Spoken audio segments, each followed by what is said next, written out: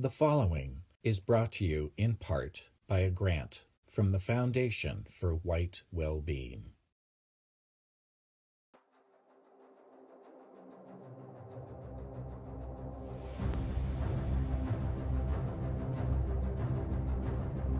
We absolutely, I'm going to say again, for the anti-white censors, we oppose war, we oppose violence of all sorts, and we believe that no good will come to us and our cause by any act of violence or illegality whatsoever. Only bad will come to our cause, our people, and our efforts to bring love to our people by any single act of illegality or violence. So we not only reject violence, but we reject positive outcome by way of violence. Never put your faith in, never again, never in government, never in an individual, never a politician, never this leader or that leader, never again. From now on, the way we undermine control of the leadership, the office. This is the 200 level IQ for those who are behind the chair of the office, ladies and gentlemen, is they control the office, they control the individuals behind the scenes. The way we undermine that is you and me deciding whether or not the office, the individual, the government, whatever the entity might be, that we decide that it is good when it serves my well-being, and it is for the refuse then when it doesn't. So we can love a guy today because he's doing X, Y, or Z for my well-being, and tomorrow he decides he's going to do something that is going to inflict harm on my well-being. We show up at that bastard's house. What he did the day before doesn't matter. We show up we don't do violence. We show up at his house with placards. We show up with placards.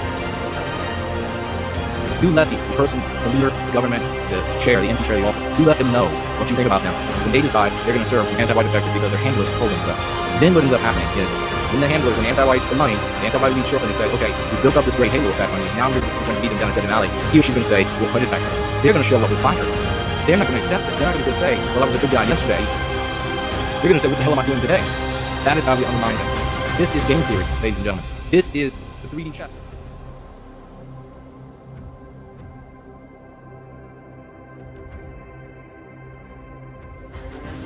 You want to make sure that every morning when your feet hit the floor, that the hearts of the anti-whites tremble. They want to dread, you want them to dread and fear that you are going to be going out into the world and spreading white well-being, that you're going to be teaching our people how to love ourselves and identify with us again. That is what you want them to be afraid of. For those serving white well-being, there is one master in this world. One thing that matters, one thing that you always bend your knee to and nothing else. And that is the spirit of the West. Then what is good for Western kind is good, and what is bad for Western kind is bad. Now, we can disagree on how we get to that outcome, but if that is our outcome, then there is no way we can go wrong. If that is the objective that we're all arguing for, there is no way we can screw this up. Because it's not going to be one here, one there, one group here, one group there. It's going to be the fluidity and dynamism of Western kind. In this town, in this county, in that city, in that high-rise, in that basement of that restaurant, in all of these places, if they were all bending only to the one master, the spirit of the West, they cannot go wrong. Where you go wrong is when you decide that a man, or a woman, or a movement, or an idea is more important than the spirit of the West. That is where you go wrong. Nothing is more important than the spirit of the West. One master. How does this play out in your life? It plays out this way. The conversation about Putin goes like this. Is Putin for Western kind, or is he against Western kind? What matters is, does Putin do something good for Western kind on Monday? Does he do something good for Western kind on Tuesday? Does he do something good for Western kind on Wednesday? If he does, then you can like him. If he doesn't, then you hate him. That's how it works. Same thing holds true. For me, there is no reputation that gets you by. There is no person who winks and nods and dog whistles about maybe I'm supporting you, maybe I'm not. No, it is all or nothing. No more politics, no more being the TV to politicians. From now on, if anybody you know says Putin is going to do this for us, or Trump will do that for us, or Kyle really likes us this way, or maybe this other person over there, you immediately ask them, why are you putting the onus and burden and work on them? The only reason you would do that is so that you can have nothing to do. So get off your lazy ass. You can say this person did something good for Western kind, but what's now important is you are going to go out into the world and you are going to make it happen. You are going to be the change that you want to see. You are going to be the proselytizer. You are going to be the apostle that wakes up the next 1,000, the next 10,000, the next 100,000 of our people. You are going to be the person who finds out the method by which we can channel this information into the minds of 1 million of our people. The only thing that matters is the service to that one master. Ideologies, political parties, individuals, ideas, that's all that matters. And if you decide that that is how you're going to view the world and view all people, one master for them all, you can never screw this up again.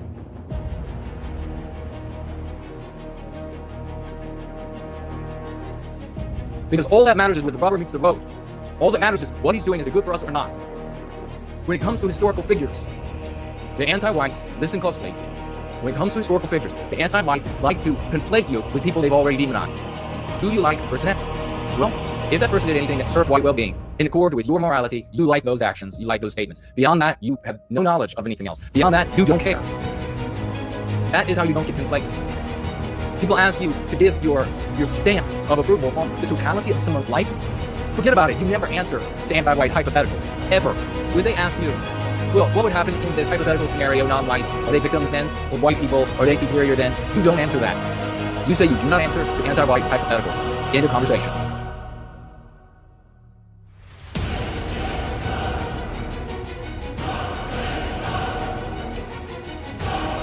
Do you laud or do you condemn? Do you forgive and give excuses because he has done something good in the past, even though now he's harming Western kind? Hell no. This is the only mechanism by which we can control those figures that potentially people behind the scenes are controlling. Here's how it works, ladies and gentlemen. I've just given you the skeleton key, and if we all use it, we win. How does that work? How does that sound to you? This is how it works. Shadowy figure comes up from behind the scenes, not very shadowy, because their names and faces are out there. They just won't be written out in the machine's media very often. They show up behind some personality. They co-opt them, and they put them out in front of you, calculatingly happen to do a couple things, so they build a reputation up as somebody who cares about you all, and then the poison. They serve the interests of those behind the scenes. And why does it work for them? It works for them because we don't hate that SOB the moment he turns his back on us, the moment he cuts our throat. The way you prevent this from happening in the future is you laud the behavior, the actions that serve white well-being, and you condemn the behaviors and actions and statements that serve white ill-being. And you soundly condemn them. That hundreds or thousands of people would show up outside his house with placards that said, "Go straight to hell for taking our money and doing this with it. You're no leader of ours. You are a carpetbagger. You are a chameleon. You are counterfeit." If he knew that hundreds or thousands would show up, if he knew that when he would go to the grocery store,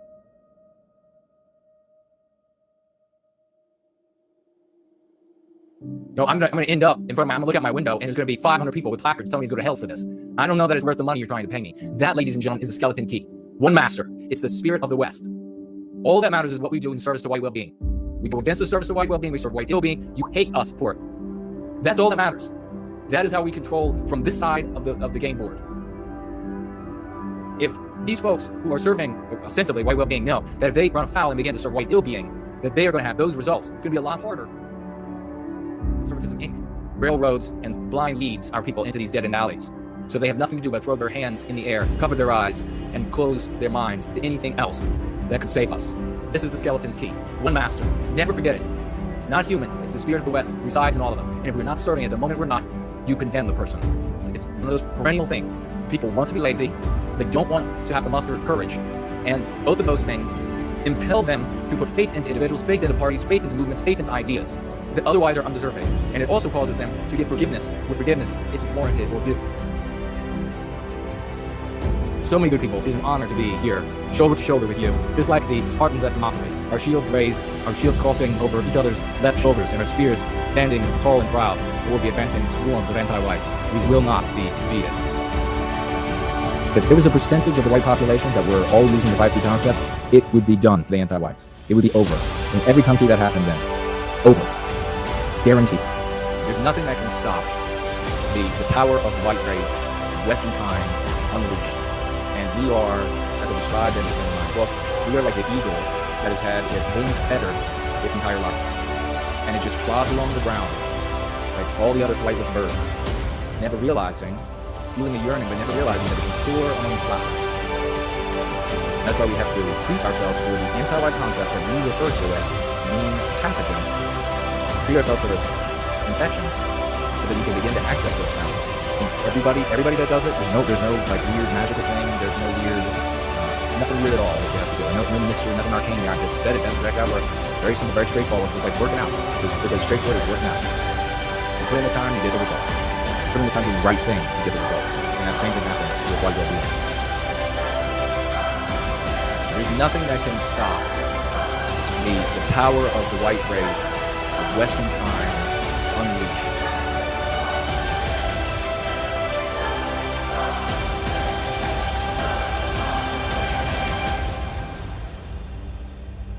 You want to complain about the power of the money brokers behind the scene.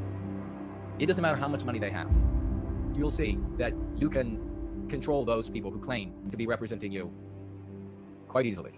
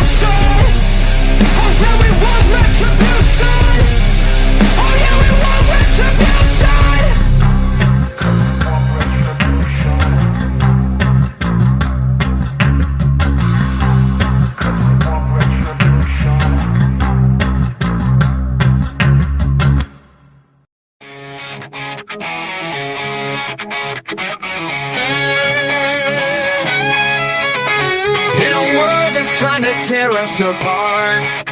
They throw their stones, but I've got a brave heart. I'm proud of my roots, I won't be ashamed.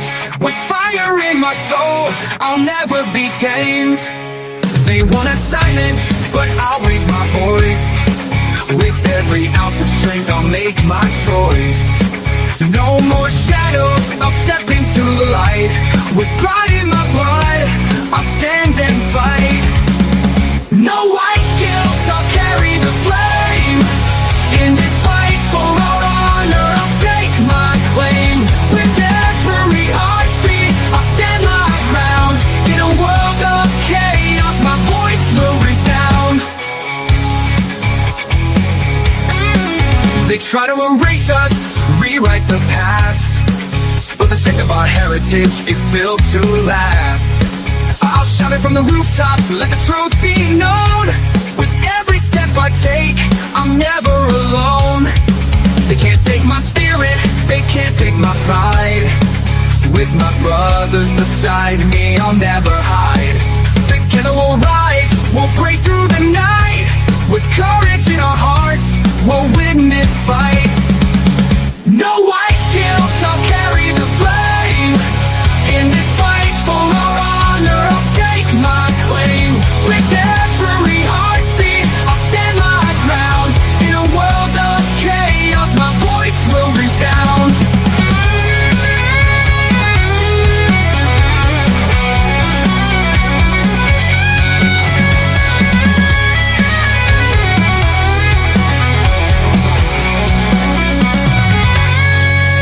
So here I stand, unyielding and proud. In the face of their hate, I'll shout it loud. No more guilt, no more chains to bind.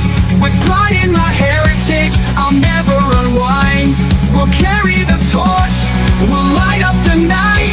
In this battle for truth, we'll stand and fight. With strength in our hearts, and pride in our soul,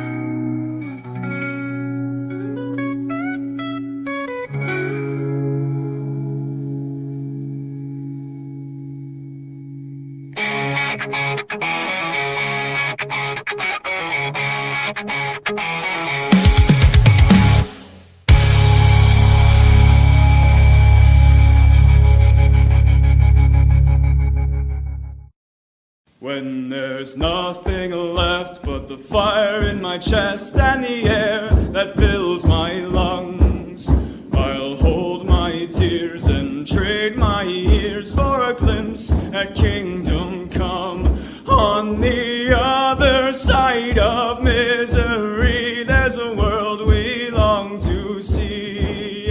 The strife we share will take us there to relief and sovereignty. Oh, by God, we'll have our home again. By God, we'll have our home. By blood or sweat, we'll get there yet. By God, we'll have our home. In our own towns, we're foreigners now. Our names are spat and cursed. The headline smack of another attack, not the last and not the worst. Oh, my fathers, they look down on me. I wonder what they feel to see their noble sons driven down beneath a coward's heel.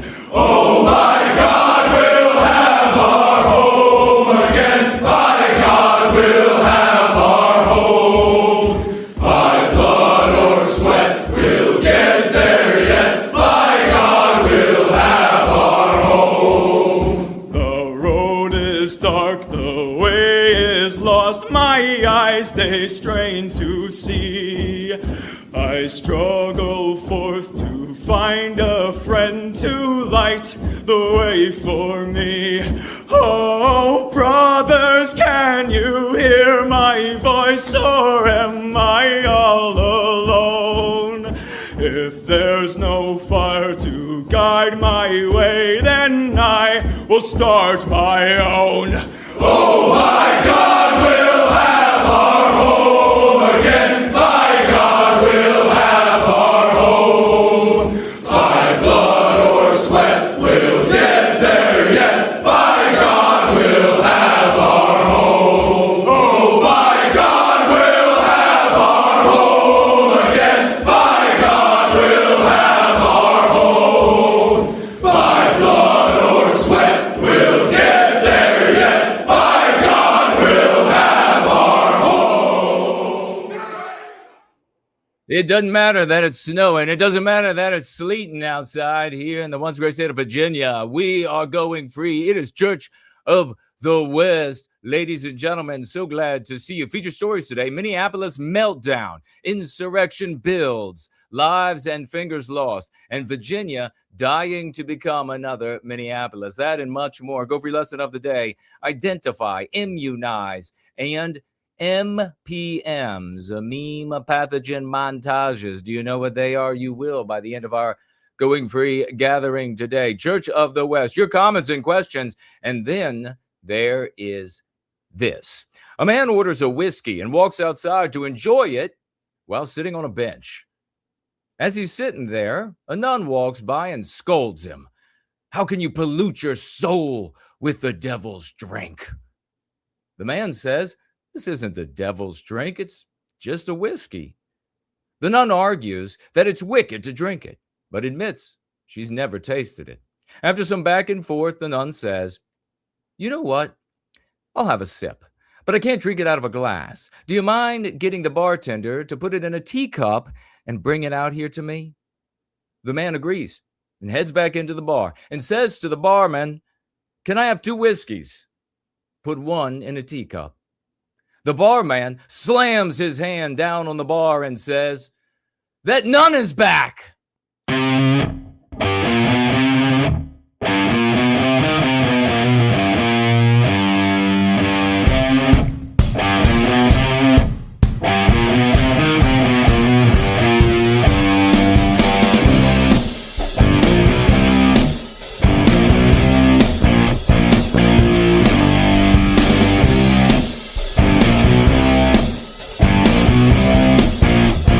No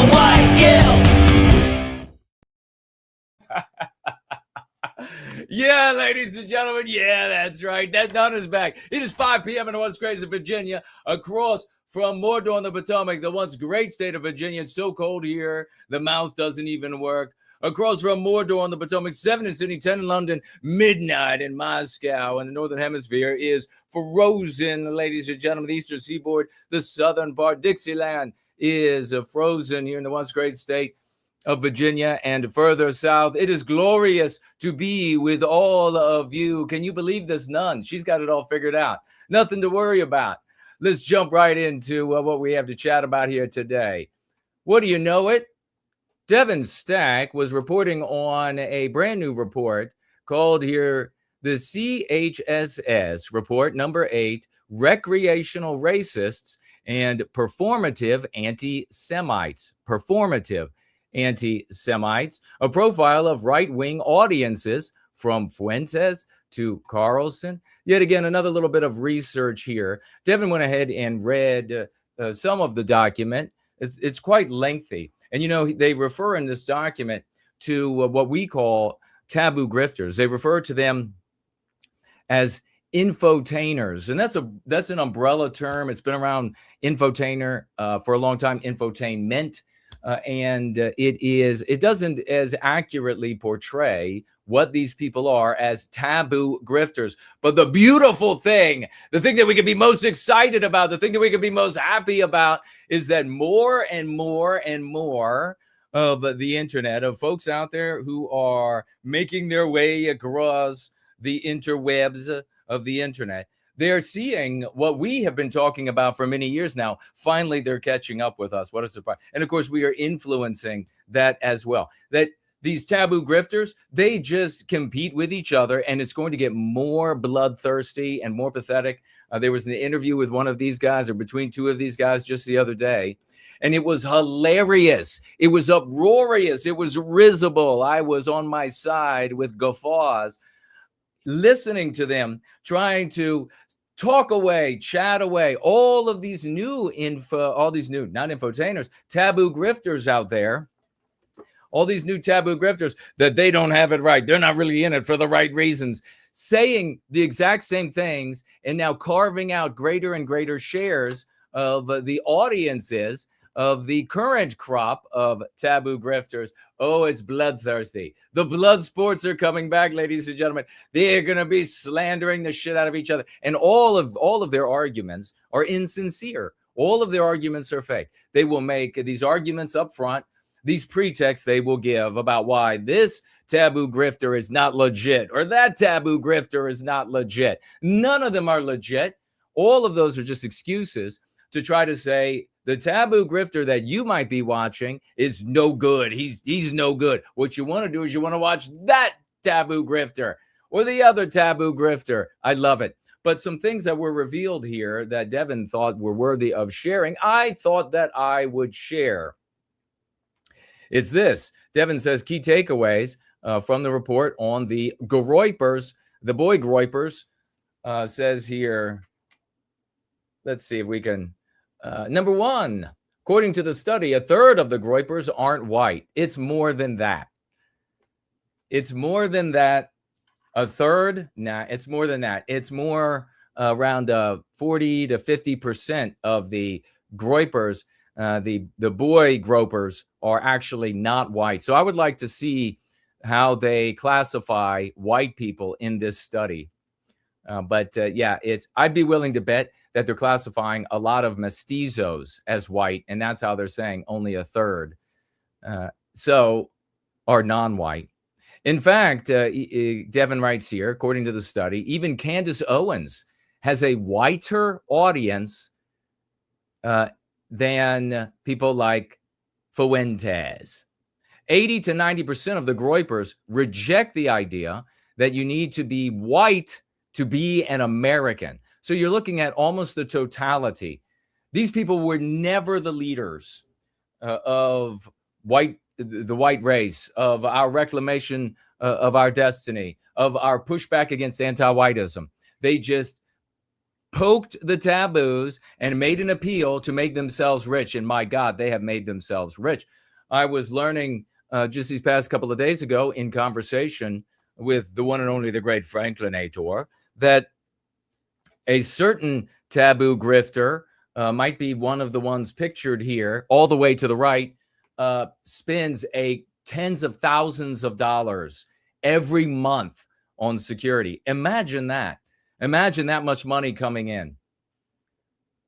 Devin writes here, Nick's audience is insignificant compared to people, according to the study, compared to people like Tucker and Candace Owens.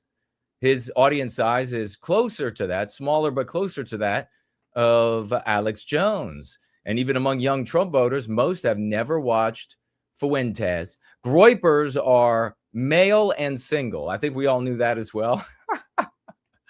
These basement twinks. That's all they really are. A bunch of It was so funny seeing this clown talk about how, well, you got all these people and you kind of know for some, I'm not kidding. He actually said in this clip, the little shrew all the way to the right there, that it's an odd thing that if you're anti-Jew on X, it just makes no sense that your tweet is going to get something like 90,000 likes. And it just doesn't make sense how this is. What do you mean it doesn't make?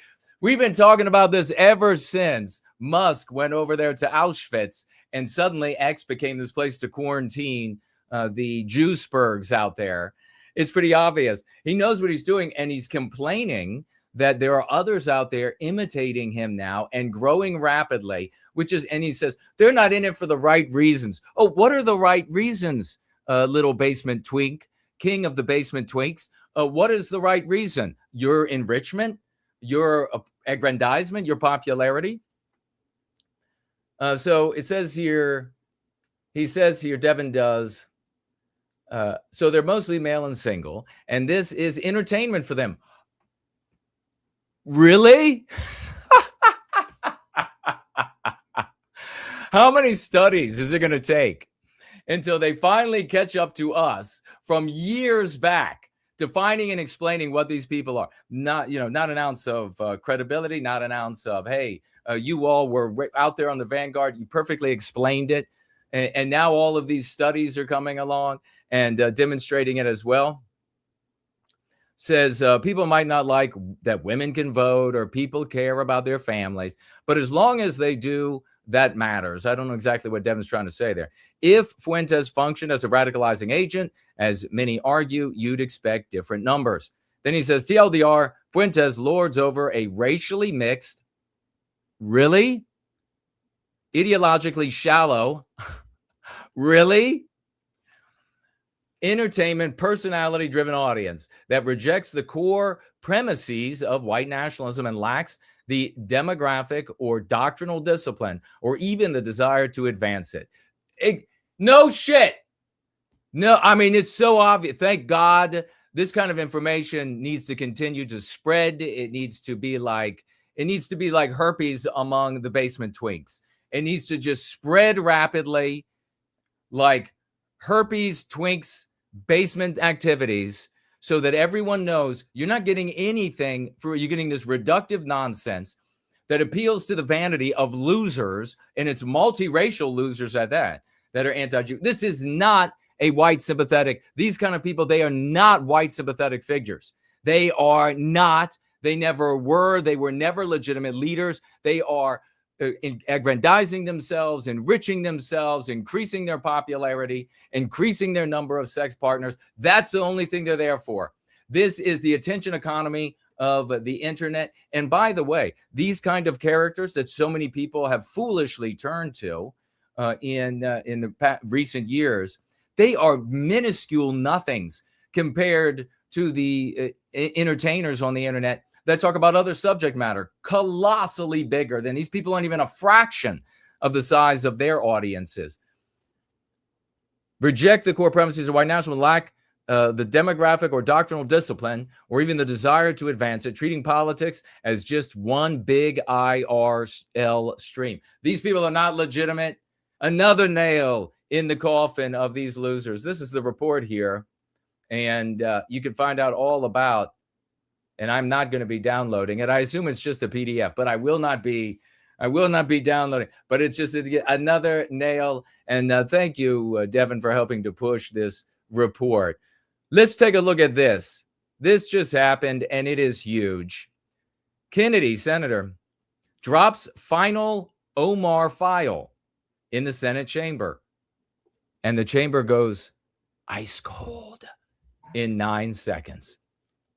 Routine hearing, everyone half asleep. Then John Kennedy opened the red folder nobody knew existed. He didn't raise his voice. He just started reading. Quote, Congresswoman Ilhan Omar, July 2019, private fundraiser, Minneapolis Hyatt, recorded by 2 separate attendees. Quote, I came to Congress to advance the interests of Somalia first, America second. Anyone who says different is lying to your face, close quote. August 2021, encrypted signal group, Somalia Caucus. Quote, send the money through my brother's consulting firm in Mogadishu. No paper trail, no IRS, close quote. February 2023, leaked audio from her own chief of staff. Quote, we married for the green card loophole. Everyone in the community does it. Stop asking, close quote. Kennedy closed the folder, looked straight at Omar across the dais. Quote, darling, I didn't edit a single word. That's your voice, your receipts, your truth, close quote. The room didn't gasp. It stopped breathing. Omar's mouth opened, no sound. Rashid Tlaib dropped her pen. Schumer's gavel hovered mid-air, forgotten. C-SPAN live feed hit 21 million concurrent viewers, highest since January 6. Kennedy's final 9 words, soft as a coffin lid, closing, Madam Congresswoman, the silence you built just got loud. He sat down. Folders stayed on the desk like a tombstone. Kennedy's final file exploded to 94 million posts in 2 hours. FBI sources confirm raid warrants on Omar's Minneapolis office signed at 2 p.m. The red folder is now evidence, and the chamber is still silent, ladies and gentlemen. Wow. She needs to go straight to jail. It needs to happen now. The word is out. The news is out, ladies and gentlemen. It's over. She needs to be arrested right away. Let's get into some quick news and laugh.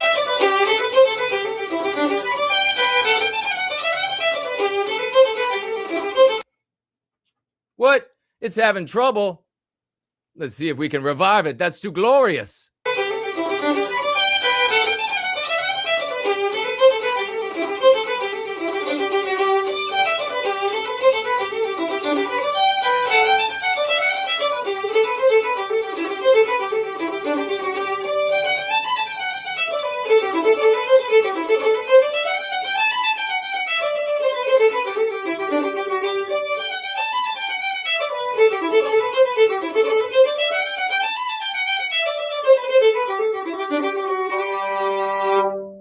Applause for the young white woman, ladies and gentlemen. How epic was that? I love it. White culture. Let's keep rolling. I was a kid. My mom thought it was smart parenting. She thought it was a good idea to try to convince me that Santa Claus was black. Because then that way, when I eventually found out he didn't exist, it wouldn't be that big a letdown.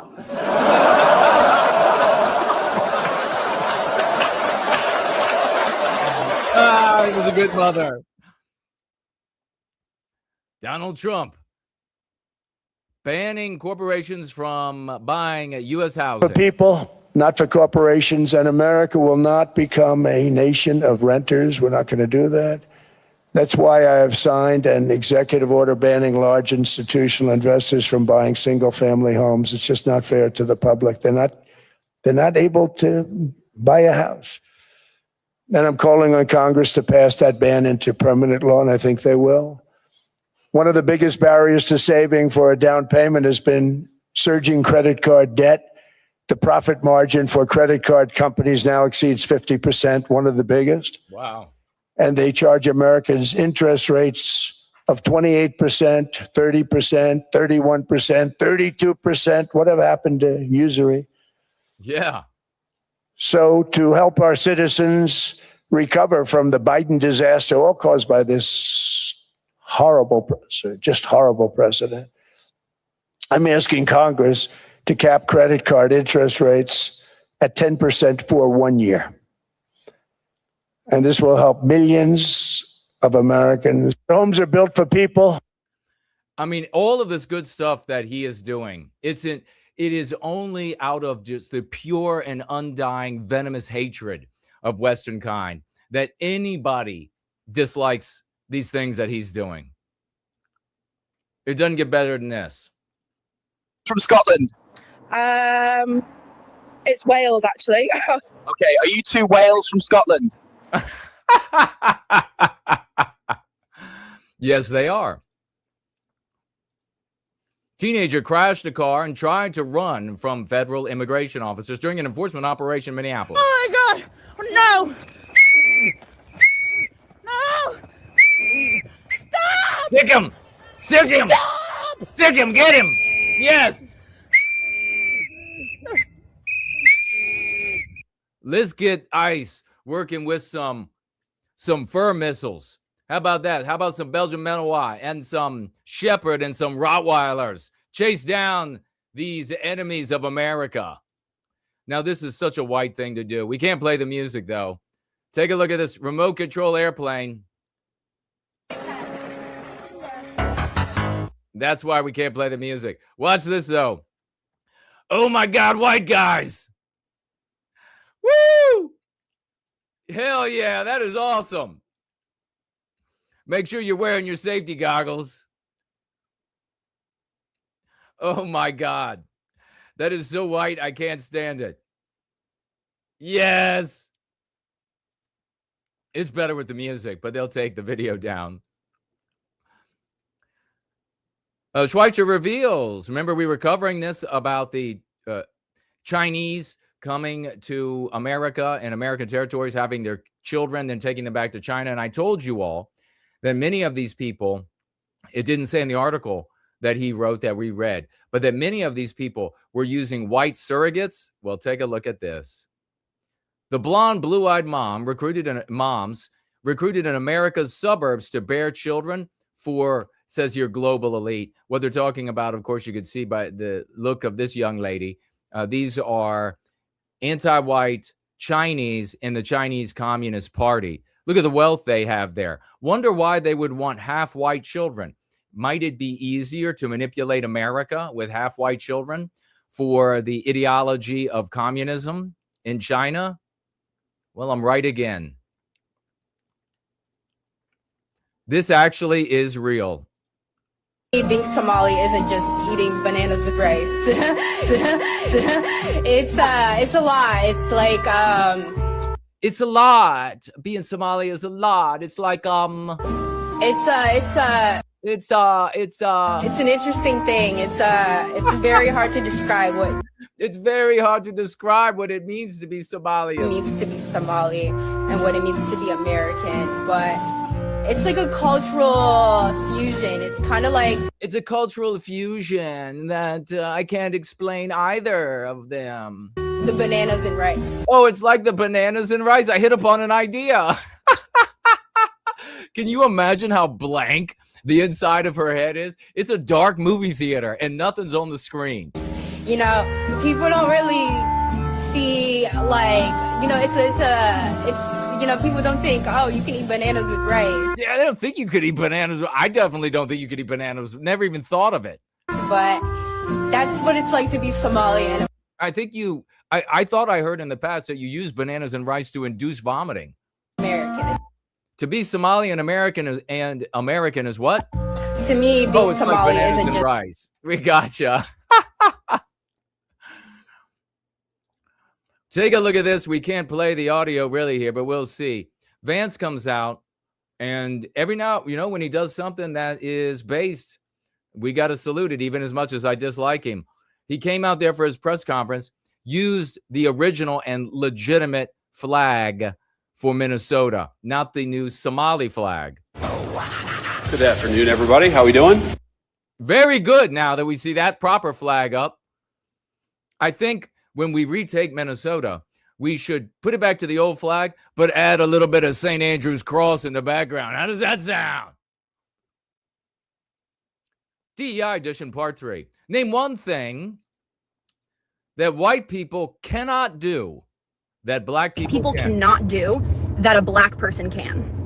I just got accepted into Harvard with a 1.4 GPA, 2 active warrants, and 3 baby daddies. Gonna run this bitch, dead ass. Name one thing white people cannot do.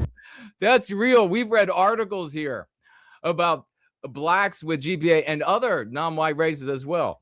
GPAs that low, and compared them to white students and even Asian students. Wow. But that's going to be your new leader. Take a look at the story of this. Can all of our brothers and sisters born in Europe speak to Rollo, the Massive, and how he was too big and muscular and massive to even ride a horse in the cavalry? Did you know the founder of Normandy was so massive that no horse in all of France could carry him? Rollo the Walker, the Viking who conquered northern France, stood over 7 feet tall with shoulders so broad he couldn't fit through doorways. Contemporary chronicles describe him as a giant among men, forcing him to march on foot even during cavalry charges. While Frankish knights rode into battle, this enormous Viking had to run alongside them, yet somehow he always kept up. Badass. His inability to ride horses actually became his greatest advantage. Rollo developed revolutionary infantry tactics that made his Viking raids devastatingly effective against mounted enemies. When King Charles the Simple finally negotiated peace in 911, they had to build custom furniture just so Rollo could sit during the Treaty of St. Clair-sur-Epte ceremony. This walking giant founded the Norman dynasty that would later conquer England at Hastings.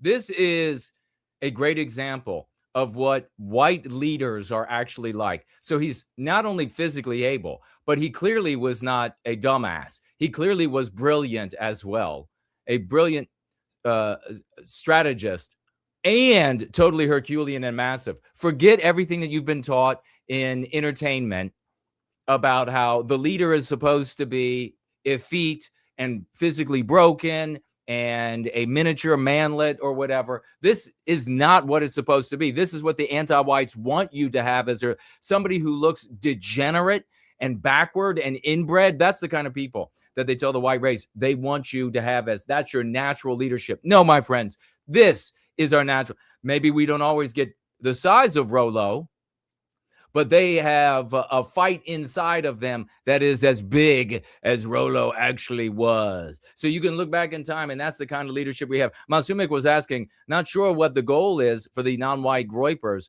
Guess their strategy might be to more like having more power than civic nationalists. Not civic. No, they are there for their race. They are there for their people.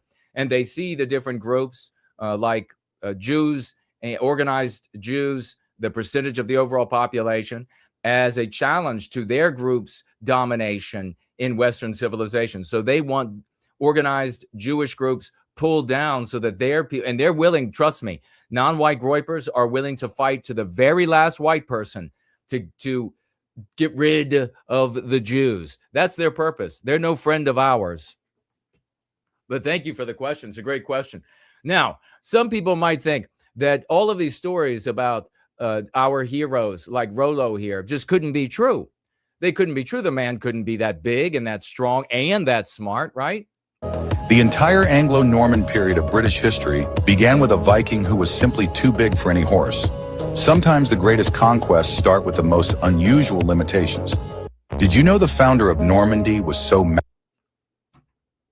Well, you know that we have been downbreeding because of, if for no other reason, just beginning with all of the conveniences, all of the creations of our most genius individuals. And so people who would have died earlier in life and would not have reproduced have been able to live. People who were too weak to live have been able to live and have children. People who are too dumb to have lived and produced children are able to live and produce children. And all of this has a dysgenic effect on our people.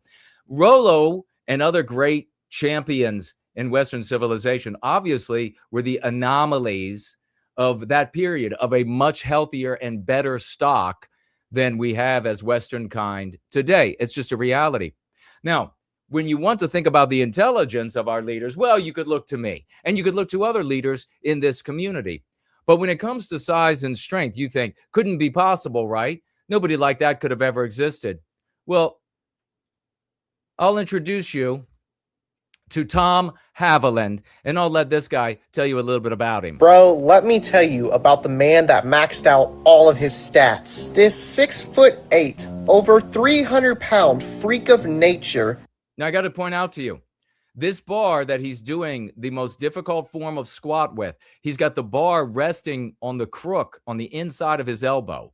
He just went past 90 degrees in this squat. 6'8", 385 pounds. He squats down. No problem. He bounced it off of that, caught it on his arms, and then stands up with it without an issue. Out in front of him, setting on the inside of his elbow. Folks, there's 710 pounds on that bar. Has some insane strength I've never seen before. This is Tom Haviland. Tom Haviland is so strong that there have been legitimate strongmen that have said if Tom Haviland wanted to, he could compete in strongman and do very well. Man is currently walking with over 800 pounds total. He has 410 pounds in each hand. Farmers walk 410 pounds in each hand, and I've seen more acts. This guy's an underground, lives on a farm in Australia, doesn't compete in a strongman competition. He looks like a bodybuilder, which they never look like strongmen. I think we probably need to get a lot of this guy's DNA and pass it around. This is somebody's deadlift max, and he's carrying it ×2. Walking with it like it's nothing. Here he is picking up almost 500 pounds, throwing it up in the air and catching it, and then squatting it. Have you ever seen something like that? I don't think you guys understand just how insane this is. He throws almost 500 pounds in the air and catches it in his arms and then squats it like it's nothing. What? What a total beast of Western kind, ladies and gentlemen. What an absolute masterpiece. Another encounter with ICE. A couple of anti-white terrorists in a car trying to prevent ICE from doing its job, and that is doing what? Re-Westernizing America. Do not break my fucking window. You guys got into the Johnny's looking at is a black. Get out of the fucking get out of the car. Put the car in park, get out of the car. Put the car in park, get out of the car. Get out of the car. You know the Marine Corps veteran. I don't care what you want.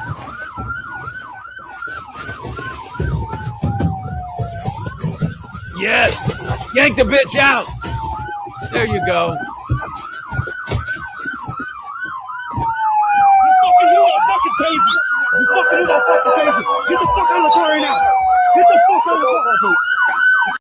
Do not break my fucking window. You guys got into the Johnny's. I love it. Now take a look at this.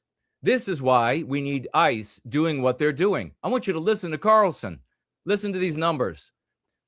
And why are the anti-whites getting out in the streets, risking their lives, these anti-white terrorists?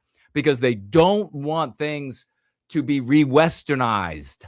They don't want that. They don't want a greater percentage of white people. They want lower and lower percentages of white people. This is what they hate. This is why we identify them correctly as anti-whites. So here's what they were. The biggest city in the United States then and now is New York City. New York City in 1950 was 90% white. 71 million New Yorkers out of 7.9 million were white. Chicago in 1950 was 86% white. Philadelphia, over 80%. Los Angeles, 94% white. 94% white. That's almost an ethno state, actually, at that point. Wow. Detroit, Michigan, home of Ford, GM, and Chrysler, 84% white. Baltimore, steel and shipping capital of the Mid-Atlantic, 76% white. That was 1950. You know people who were alive in 1950. Maybe you were. Here are the numbers today. Baltimore, 27% white. Detroit, about 10% white. Now, when he's going over these numbers, saying how many white people are left, again, how many people are they counting as white that aren't actually white, that we would not consider white, as wonderful as they might be? Down from 84. Los Angeles, again, 94%, about 37% white now. Philadelphia, 36%. Look, it's precipitous. And what are we seeing here? Are people being hauled off to chambers or hauled out into fields, digging massive holes in the ground and then mass shot and thrown into mass graves? That would be genocide. It's not genocide. It's what? It's white erasure. You can share this clip with everybody you know and tell them this is white erasure. And if it continues, there'll be no white people. Whites will be completely white erased. Chicago, less than 30%. And New York City, again, the biggest city in the country, is now around 30% white, down from 90% in 1950. Those were the numbers. So here's... Imagine if he's considering in all of these cities Jews as white as well, and many Hispanics who are not white as well. This is how bad it is. This has happened in all of our lifetimes. Blink of an eye, this white erasure, this level of white erasure. This is existential, ladies and gentlemen. We have got to advocate for white well-being using the tools of the Go Free dialogic, like the devil is at our back, because he is.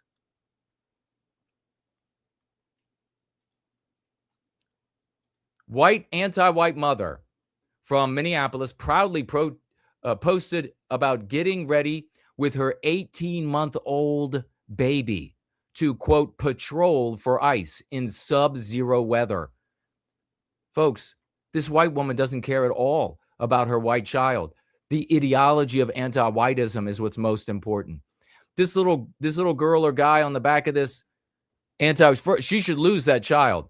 But that little child, the hands and feet, no matter how much she wraps up the rest of it, and the face that's exposed, is all exposed to these sub-zero temperatures. This is demonic. This is anti-whiteism. Take a look at what happened with Greenland. Trump played you guys on Greenland again. In fact, Donald Trump uses the exact same strategy every time, and you guys still get it wrong. Trump will push super far one way to get where he wants, which is in the middle. Now, Trump is probably serious. Got to point out what Tree Godfather just said. It's 100% the truth. Good to see the Tree Godfather in here. These cities were 100% white when we created them and we built them. 100%. Never forget that. He would buy Greenland if they let him. But he's also shit testing. He's poking. He's seeing how people react, because overall the objective is to develop more military capabilities on Greenland. And everyone's so obsessed and paranoid about what it looks like if America actually buys it or invades it, that they're just happy when he says, okay, I'll just take 50% of it for military bases. What it also tells him is how people respond when he pokes them.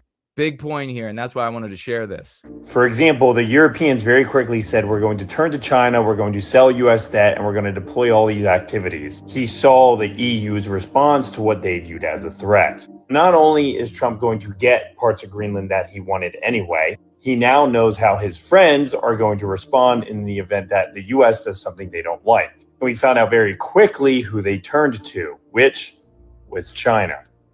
Donald Trump. You need to know that, folks, and it was brilliant on the part of Trump. And here he is talking about the deal. Good news. We've reached a deal. I mean, can you imagine how genius level this deal is? If it is, as everybody is saying, and there's not going to be trillions and trillions and trillions given in exchange for this, it's almost nothing relative to what it could have been. And it's set up in such a way that the Greenlanders will all end up demanding that United States control the totality of Greenland in the next generation because of the wealth that they'll receive by way of the mineral rights that are now in the hands forever of the United States. European Union is going to agree to purchase from the United States $750 billion worth of energy. They're going to invest an additional. I mean, just imagine this.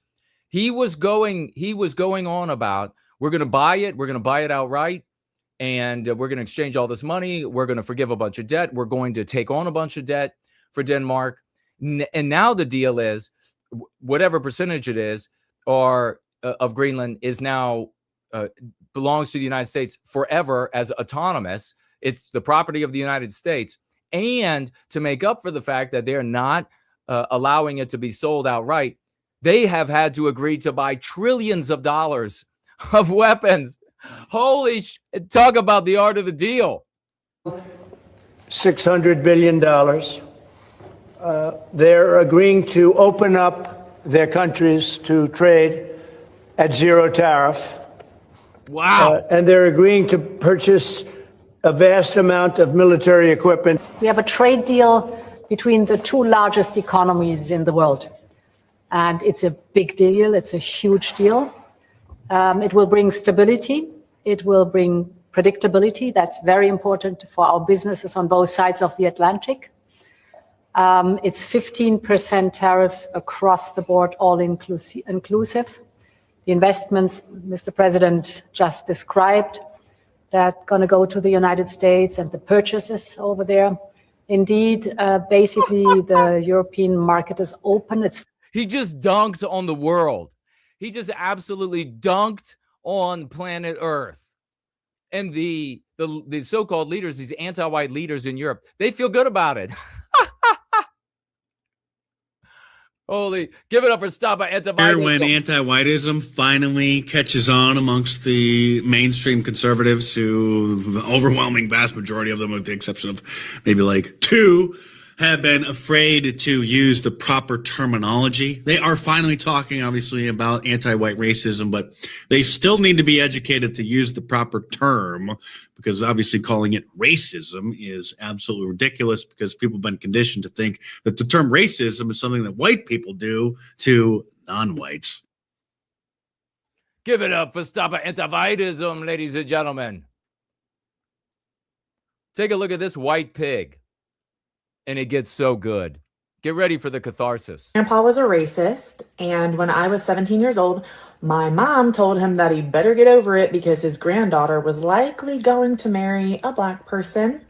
My grandfather disowned me. He did not speak to me again until the day that he died. Good man.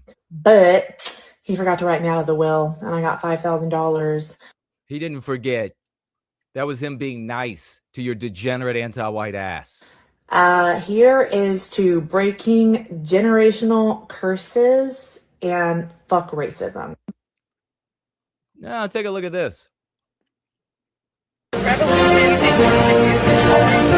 This is what we call virtue signaling, villainy signaling. Please watch the entire video. I am the survivor of domestic violence in a marriage that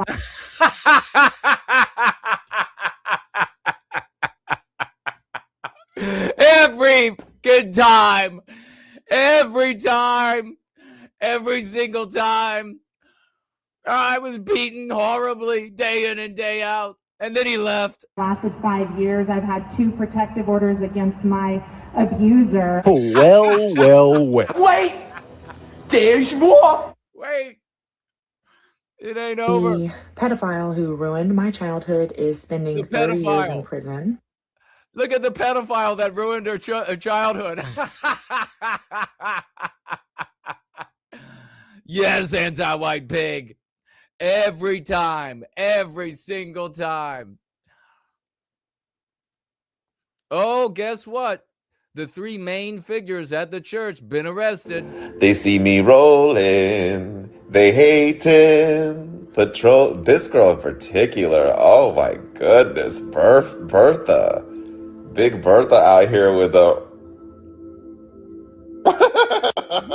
And this girl, ooh, you're probably going to have to use some Jolly Ranchers for lipstick in the slammer. And then this guy. William Kelly. He's like a Neanderthal. He was begging, remember, paying by daring her? They better put these people in jail forever, as they would do to any of us. When my wife,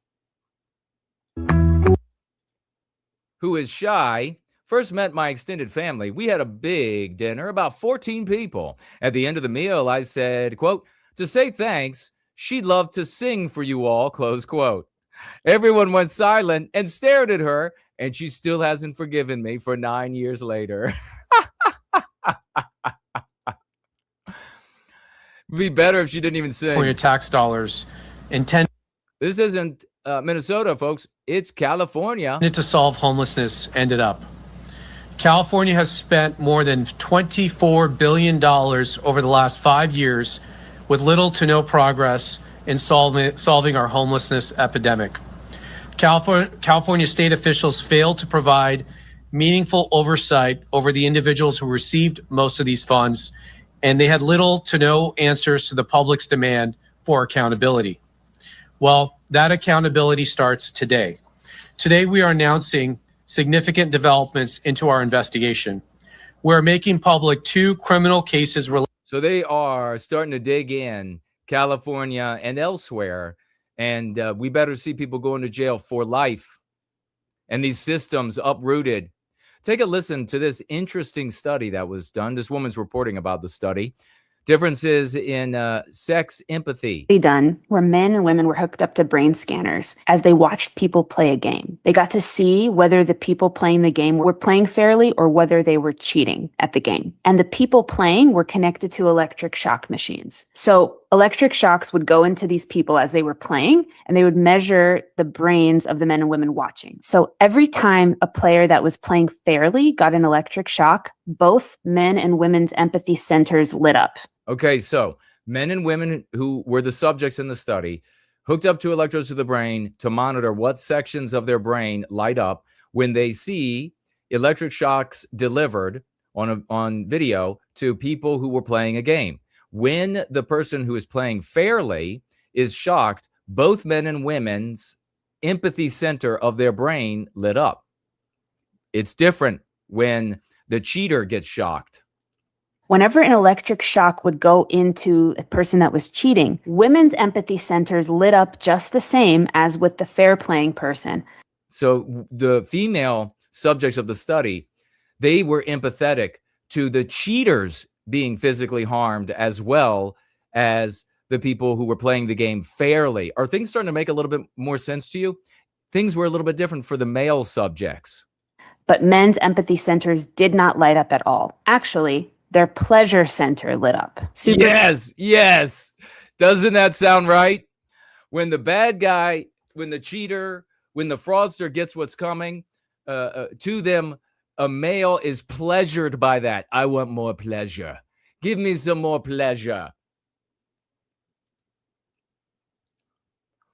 This is what's happening in Virginia. It's over here. Democrats now control Virginia, and they're ramming through an absolute insane number of crazy bills.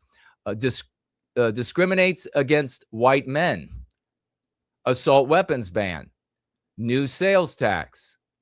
A 20-cent tax on every Amazon delivery. New car taxes. Guaranteed illegal aliens free education.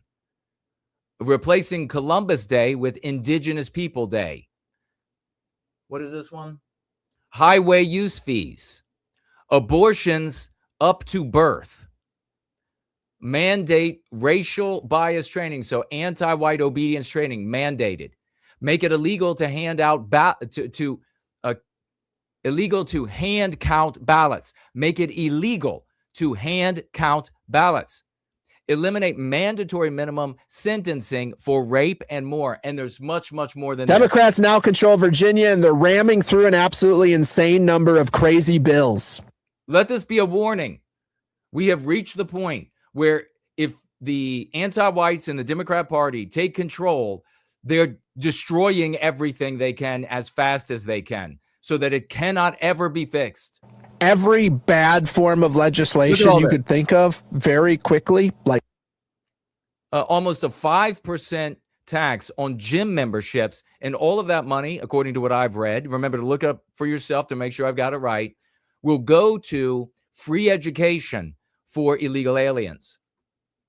It goes down taxes like everywhere, giving the localities, the counties, the right to install speed cameras, because so much of the money is going to be going to anti-white programs that they need some other way to raise revenue. Mind you, all this is happening now when Youngkin, with conservative economic policies, left a massive surplus. Now this bitch, who is the governor, is going to fix that at once. So I want to highlight that because it just shows kind of that Venn diagram of evil. Remember, make sure you look it up for yourself. I just share the news that others are sharing here.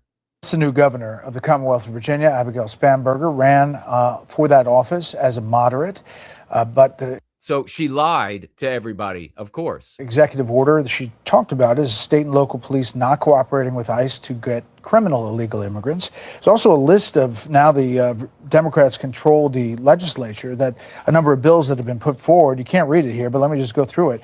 Sales tax on Uber Eats, Amazon, sales tax on admissions to a variety of businesses, create 2 new higher tax brackets, 10% tax bracket for anyone making over $1 million, 3.8 investment tax, raise the hotel tax, new personal property tax on landscaping equipment, ban gas-powered leaf blowers, guarantee illegal aliens free education, make it illegal to approach somebody at an abortion clinic, extend the time absentee ballots can be received after Election Day, allow people to cast their votes electronically through the internet, expand ranked choice voting, extend the deadline for ballot curing, redact the addresses of political candidates from FOIAs, add Virginia to the National Popular Vote Compact, make it illegal to hand count ballots, $500 sales tax on firearm suppressors, assault weapons and large capacity magazine ban, 11% sales tax on all firearms and ammunition, prohibit outdoor shooting of a firearm less than 5 acres, lower the criminal penalties for robbery, ban the arrest of illegal aliens in courthouses, remove mandatory minimum sentences, allow localities to install speed cameras, and replace Columbus Day. So it just goes, there's more than that. There's a bill also that they're pushing through that would make it illegal for the state to inquire about where the money goes and to whom it goes when federal dollars come into the state and are distributed. And so if the bill passes, if the Democrats are able to get the bill to pass, which they probably will, because they totally dominate Virginia now, it'll be illegal to investigate where and to whom the money went. Check it out for yourself. Make sure I got it right. Take a look at this prick here, this Finnish president. Listen to this garbage. This is a direct answer to the question of this panel. Can Europe defend itself? My answer is unequivocally yes. Without the Americans? Without the Americans. I mean, how? Well, look. But he just said Europe can defend itself without the Americans. Relying on them for these key elements. You've said earlier 11 minutes later that Europe can defend itself without the Americans. If it comes down... not exact, Mike. So that's not a quote. It is a quote, buddy. This is the Finnish president. Anti-white garbage is what he is. More or less. More or less. Let's. We'll go back to the transcript. Yeah. More or less. More or less. I love journalists. He's like, I love journalists. See a dentist, motherfucker. Well, we knew this. We've been talking about this for a long time. Check this out. Hey everyone. Hey everyone. I just wanted to quickly make this video to prove to you that we can no longer trust anything that we see with our eyes. We can't trust images that we see on social media. We can't trust videos. We can't trust our friends. We can't trust the news. We can't trust anything or anyone. So be careful out there. Aren't you glad you listened to me years ago? Feds investigating millions smuggled through Ohio and Minnesota. Got more fallout in Minnesota. The feds say that Somalians have taken out $136 million through the John Glenn Airport in Columbus, Ohio, going through Minnesota and then going to Dubai. How this got through, no one knows. There is now an army of Department of Justice, over 100 investigators that have descended in Minnesota and the Minneapolis area and Ohio now over the last several days. This thing is going to explode as they try to find out how this money got out and what exactly happened. House Majority Whip Whip today, Tom Everett, said that Minnesota state employees are now singing like birds. They were whistleblowers on, he said, Governor Walz. None of what they said Walz took to heart. He ignored them all. In fact, they're claiming now that some of the whistleblowers in the Minnesota government and the Minneapolis government were threatened with retribution if they went public with it, including losing their job and being blackballed in state government. So this now coming out of House Majority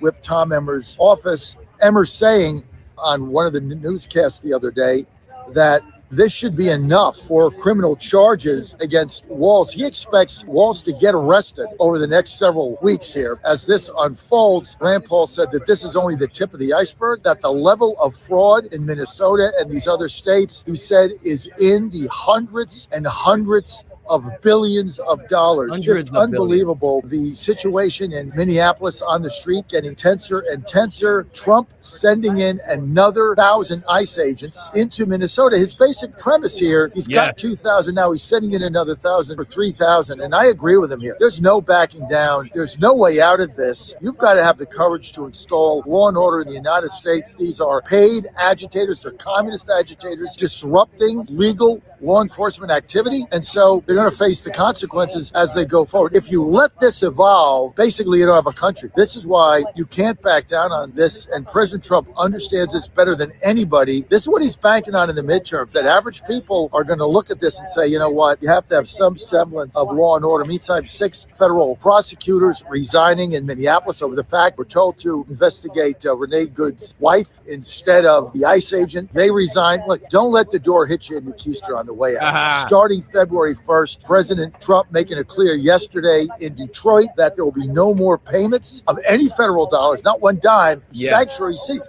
He's got to be able to do this. He'll get challenged in court, etc. But he's got to do this. Stop giving them money. When the court challenges it, just don't send it. This has got to stop. No money to sanctuary cities. You want to follow me on social media? So very true. The war is ramping up. Trump and team and us, we got to go balls to the wall, because you can see in Virginia with Spanberger, the kind of thing the anti-whites are going to do. No hand counting ballots, ballots allowed to be, votes allowed to be submitted electronically. It'll never go back. They would win every election moving forward. Minnesota state troopers flee from protesters after they established an unlawful assembly declaration.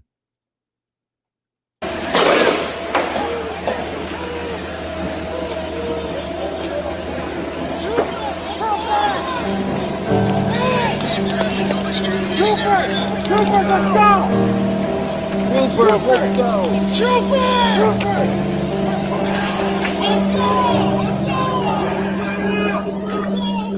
It gets bad. The mob is marching down the street, throwing the tear gas back at them.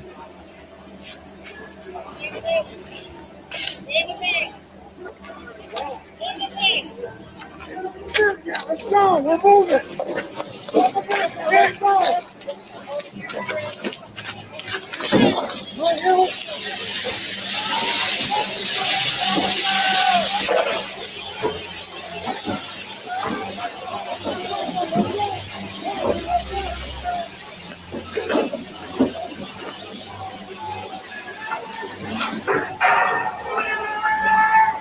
You hear their trucks being hit with the tear gas canisters and rocks being thrown at them.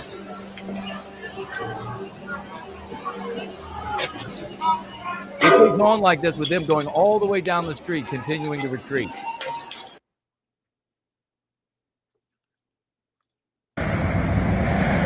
National Guard units have arrived in Minneapolis. Protesters are warning that an LRAD appears to be mounted on a Humvee. These were deployed by Paul, who is now commander payment from the federal government.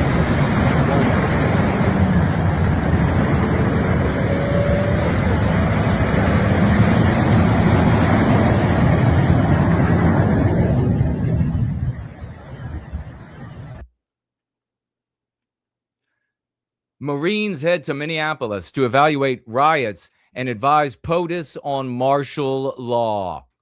Let's do it, baby. Hey, we'll have to keep this one around. Happy Father's Day for all the strong Democrat fathers out there. Yep, that's about right. This is every Fuentes follower being interviewed right here. What's the first step to hacking the female brain? The very first step is you have to establish that you are a high-value male. You have to establish it. How do you do that? Well, there's a lot of ways to do it, but one of the best ways is to tell them that a story that indicates you are of high value. So give me a story. Give me a story that illustrates your high value. I'll give you one right now. Okay. I show up to the bar. You're a pretty lady. Mm-hmm. And I A pretty weighty. go, I'm late to the bar. Crap. And she'll go, what happened? I'll go, well, pretty much spilt Dr. Pepper all over my seats. Now I couldn't even take the helicopter. Oh my God. That sounds about right. Every Fuentes follower. And finally, we have this. This is the Canada and the United States that the anti-whites want for all of us. Have a close look. Oh my God! Look at that! Oh my God! I agree. I agree with that dog. Let's roll.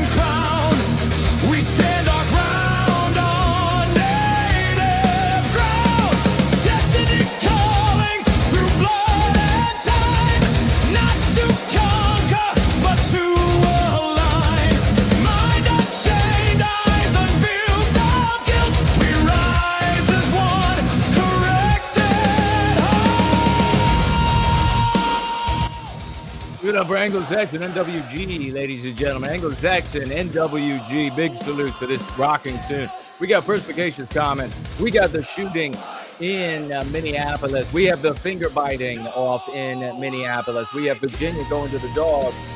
And so much more, including your comments, coming up here in just a moment. Rock it out with the great Anglo-Saxon NWG for Wellbeing.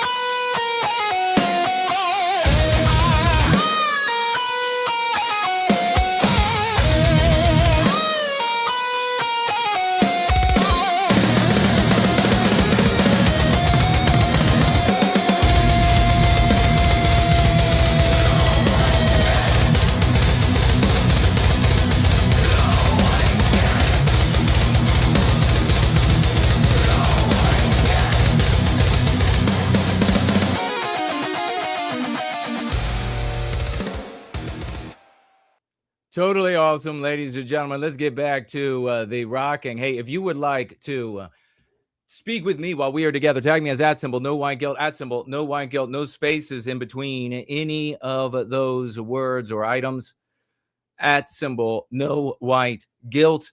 You can do so on YouTube. You could do so right here on X. You could do so on Entropy, the Dude Bro Moment platform, in the Tall Kevin widget. You can head on over to Premium Rumble to tag me there, D Live, and Odyssey as well. You can financially gift while we are together. You could do so at the app that permits cash. You could do so at Subscribestar. You could do so on Entropy, the Dude Bro Moment platform. You could do so on Premium Rumble and D Live. I'll be looking as we are together for all of those financial gifts. If you would like to donate to the Foundation for White Wellbeing, the premier institution in service to white well-being, you could do so at thefoundationforwhitewellbeing.org.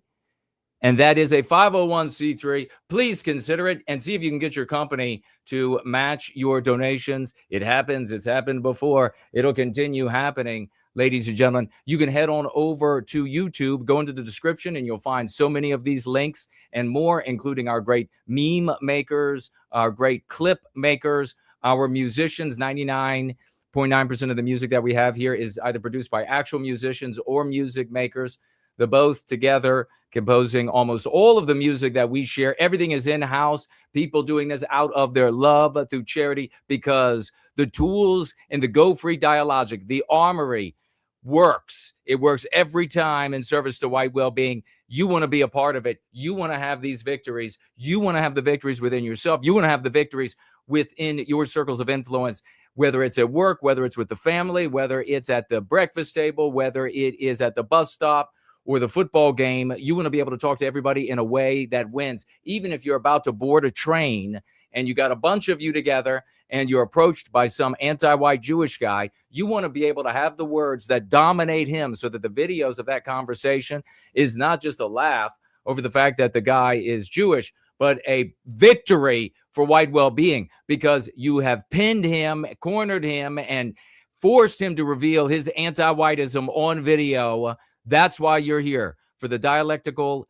armory and the power that we wield from the house of Swash. It's good to see everybody here today. Henry is here. Metal music is a descendant of the white race's classical. Amen to that. It was totally glorious, wasn't it? Nameless One is here. The Ivan is here. Good to see you. Sean is here. Perspicacious Comments. Just because you're an American citizen, that doesn't make you an American. Absolutely, Sean, 100%. Just because you were born here, that doesn't mean you belong here, 100%. For white well-being is announced. Cool Papa J Magic is here. Dennis is here. Christoph is here. First, last is in the house. Good to see you. Stumbling is with us, ladies and gentlemen. Brian is here. Western Con 007. Thank you all for coming in for Church of the West. Jay Bishop asking, did I read about Peter Schweitzer uncovering Mexican consulates organizing? Yes, I think that was on Wednesday. We talked about that. Who else do we have here? Justin the McDaniel is in the house. Good to see you. Biospirit of the West is here. Southern Bloom is here. Chatterstan is here. S is with us. Hello and welcome to you. Take the opportunity to swash by sharing this Church of the West, the URL, across all of your platforms, certainly all over X. The great Dean of Danger, Brad Danger, is here. So is Cindy Ben. Wonderful day to get together. Samuski is in the house. Samuski says California is a white erased state, and that's where Virginia is heading. I'm afraid to say. Last independent thinker. We were already the once great state. I don't even know if we'll be able to say that anymore. Well, you've heard about this ramping up. Chilling new video reveals new angle of Fed shooting armed anti-ICE protester in Minneapolis. This was the only article title that I could find that wasn't radically anti-white.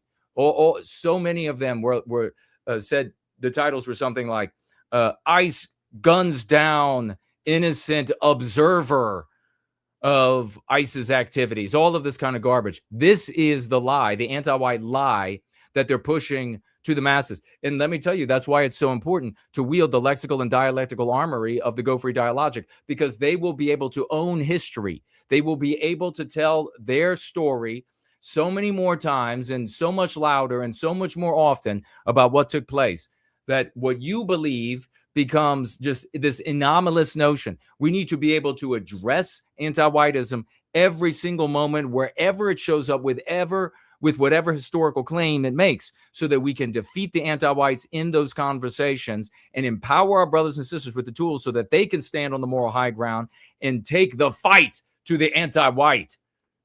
We have over here, Kalergi is with us, Western 007, Dallas Malloy, Wild Herb Ways over here on Premium Rumble. Good to see you. Bone Sikor is here. Wonderful to see you. Aliens Exist is in the house. Wonderful to see you, good brother. Wilder Ways says, no white guilt gives us the psychological tools to stop white victimization and promote white well-being through Go Free. So very true, and great to see you all. Perspicacious Comments, ladies and gentlemen. Then we're going to get into this shooting. These are the comments that occur on the threads on YouTube. I grabbed some of them out because for one reason or another, they're striking me as worthy of inclusion in the Perspicacious Comments. So we start with Joseph here today. We have just a few of these. If Stephen Laws was going free, he would know that he should never defend himself from the anti-white arguments, because his own subconscious would undermine him with MP ambushes. This is getting deep into the machinery of Go Free and what you come to understand about the human animal and our world as a consequence. Directly from Go Free, quote, he writes, when you are verbally attacked, your conscious mind clumsily fumbles with one ambushed thought to the next, while your anti-white attacker smugly gloats over you, close quote. And this is exactly what we see in the interview. You remember the interview that Stephen Laws was in. Stephen never had a chance to win this debate because he can't even convince himself that he's right. It is such a shame to see our brothers and sisters struggle so vainly against anti-whiteism. I now understand why you hold, you being me, the cravens and quicksanders with such contempt. They are stiff-necked, insolent children, discarding their much-needed medicine and then withholding their knowledge of it from the people they claim to care so much about. It's a willful, knowing betrayal of the white race, and they who commit these crimes are the most despicable of criminals and will be dealt with accordingly after we have recaptured our destiny. Give it up for Joseph, well written. Matthew says, Jason, I have yet to witness anyone with a keener intellect than you. The subconscious mind being dominant in guiding our lives, only interpreted by our conscious minds, is one of the most genius things I have ever heard. Thank you so much for that. The fact that we repeat anti-white catechisms sarcastically in an attempt to treat our infection, effectively strengthening the infection, being a symbol of impotence. Two more sage bits of wisdom, truly outstanding. This is the best show ever. Give it up for Matthew, ladies and gentlemen. Big salutes. Azimuth Clark comes in next here, ladies and gentlemen. Writing, Compound Censored, Anthony Cumia and Gavin McGinnis used anti-white on their show today. Anti-white was used in the title of the clip today. Well, Anthony talked about the View, the show, being anti-white. Anthony and Gavin are regularly using the terms from the Go Free lexicon now. How did it happen? I'm constantly seeing the team, White Wellbeing, going into the comments section and watching the live stream of content creators. And within weeks or months, the content creators are using our lexicon, using the lexicon in real life situations with friends and family, and leaving comments on different channels is making a huge difference. Keep up the good work, everybody. Big salutes. Give it up for Azimuth Clark. So very true, brother. It works. The strategy works. Next to last here, penultimate comment. We have Professor Crap says, love when you have Sam Hyde clips on. I discovered NWG through Sam Hyde. I think he put an NWG website on the credits of one of his videos. He put it on a lot of videos, and it all is thank you to the great Tall Kevin, who paid the advertising fee of $2,500 to get that up on Sam Hyde's show for many, many years, I guess it was there. Let's give it up for the Tall Kevin, ladies and gentlemen. All the successes that hero has had for white well-being. Finally, we have this. Thorbarson. He writes, MLK Day just passed, and it made me wonder, was Martin Luther, and he leaves out the last name, I don't know, MLK, non-white? Or I guess anti-white, anti-white? Or is that the sacred cow we don't want to discuss because so many people hold him up as a deity and are almost religious about the man? This is a really great question because we're going to face you will face a lot of brothers and sisters who are cucks, who we have to bring over, and they are going to, MLK is going to be the kind of non-white person that they cite all of the time to demonstrate that they are moral by the measurement of anti-whiteism. He says, and also another thing that made me almost pass out on MLK Day was the amount of white people who celebrate him just to feel validated by the anti-white narrative and the social morality of anti-whiteism. Perfectly articulated. That's 100% true. Quote, hi, I'm Bob, and I love celebrating MLK Day. Please don't call me a racist anymore, close quote. There are less of these white people nowadays, but as seen with the popular, twin podcast, many whites still need a non-white person to speak for them, like as if we were a race of small babies needing non-whites to validate our thoughts. That's exactly the case. It's because of the anti-white narrative. It's because of anti-whiteism. We learn over the course of our lives that our lives don't matter. Our opinions don't matter. So what white people end up doing is they find non-white people who have similar or identical opinions, and then they point to them because non-white people, they erroneously believe, are valuable in anti-whiteism and the anti-white narrative. No, it never works. You go your whole life. These people go their whole lives saying, well, this black person or this Jewish person agrees with me, so that makes it legitimate. No, if anything works to the well-being of white people, it is considered evil. Even if a black person or a Jewish person or a mestizo person says it, those people end up being called white supremacists and neo-Nazis and the rest. Proving that we're right about anti-whiteism and the anti-white narrative. We don't need, he goes on, any non-whites to validate us or our experiences and what is happening to us. So very true. When a white person does this, it is just a sign that the person is still caught in the web of the anti-white narrative.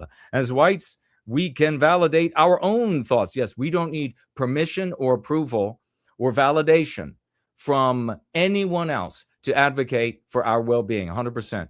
He says we do not need one single non-white person for that. Let's give it up for the Perspicacious Comments and Thorbarson. Big salutes. Another segment of Perspicacious Comments from the geniuses in this community. How do we handle MLK? It's a good question. When it comes to our brothers and sisters, you got to understand your audience, who you're talking to.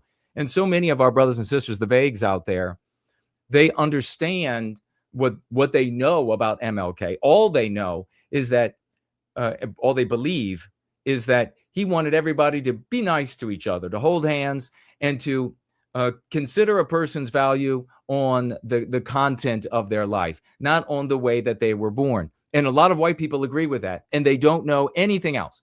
They hold that sentiment before they ever hear about MLK supposedly making and holding the sentiment. And so it jives with their biospirit. People should be considered on the content of their character and not on their birth. So when I'm talking with somebody like this, and you can automatically assume that when you're with cucks, this is going to be the sentiment. Also, that when you're with cucks, since MLK is so lauded and worshipped in the Western world, obviously particularly United States, that you can't immediately, and it would make no sense to go and try to introduce them to what? Revisionist history about, what really MLK was up to. The way I've handled it in these situations is I agree with the sentiment that people should be judged on the content of their character. 100%. We believe that. That's how our country was founded long before MLK was ever born. I also point out, however, that whatever happened with MLK, whatever his life was about, and I just sidestep all of the history, whatever it was about, whatever it means, he is used as a symbol of anti-whiteism by the anti-whites. He is used to white erase our schools. He is used to white erase our communities. He is used to white erase our workplaces. And that, my conservative friend, is not good, right? And they'll, of course, agree with that. They'll be thinking, well, he's being misused. Well, you've just agreed with me on his use and where it intersects our lives. And that's how I recommend handling MLK Day, and our conservative brothers and sisters out there who want to worship him. If you read Crucible, you'll find out that I realized finally when I was in 8th grade, 7th and 8th grade, 11 to 13 years of age, I walked in there and then realized as I stood before this absolute shrine that was in the school to MLK, as I stood before it, I realized he was just another mask. He's not the problem. Black people aren't the problem. It's just another mask. He's been inserted into the position of Jesus Christ in the narrative of the white race and the narrative of the West, which is the anti-white narrative. And polar to him, the opposite, Hitler inserted in the place of Satan. And we were told, of course, and we continue to be told our whole lives, that's because he cared about white people. So you can see how this operates. We have to be smart enough to circumvent the objections of our brothers and sisters when it comes to conservative circles and what they think about MLK and the quotes they like to bring up when they are villainy signaling to demonstrate that their measurement of morality is high on the anti-white metric. Great to see everybody here. If there's any other questions about that, let me know. I'm going to have a drink of the coffee. Windhammer is here. That's a cool name. Boy, we had a windhammer here last night. It was blowing. It's still blowing out there.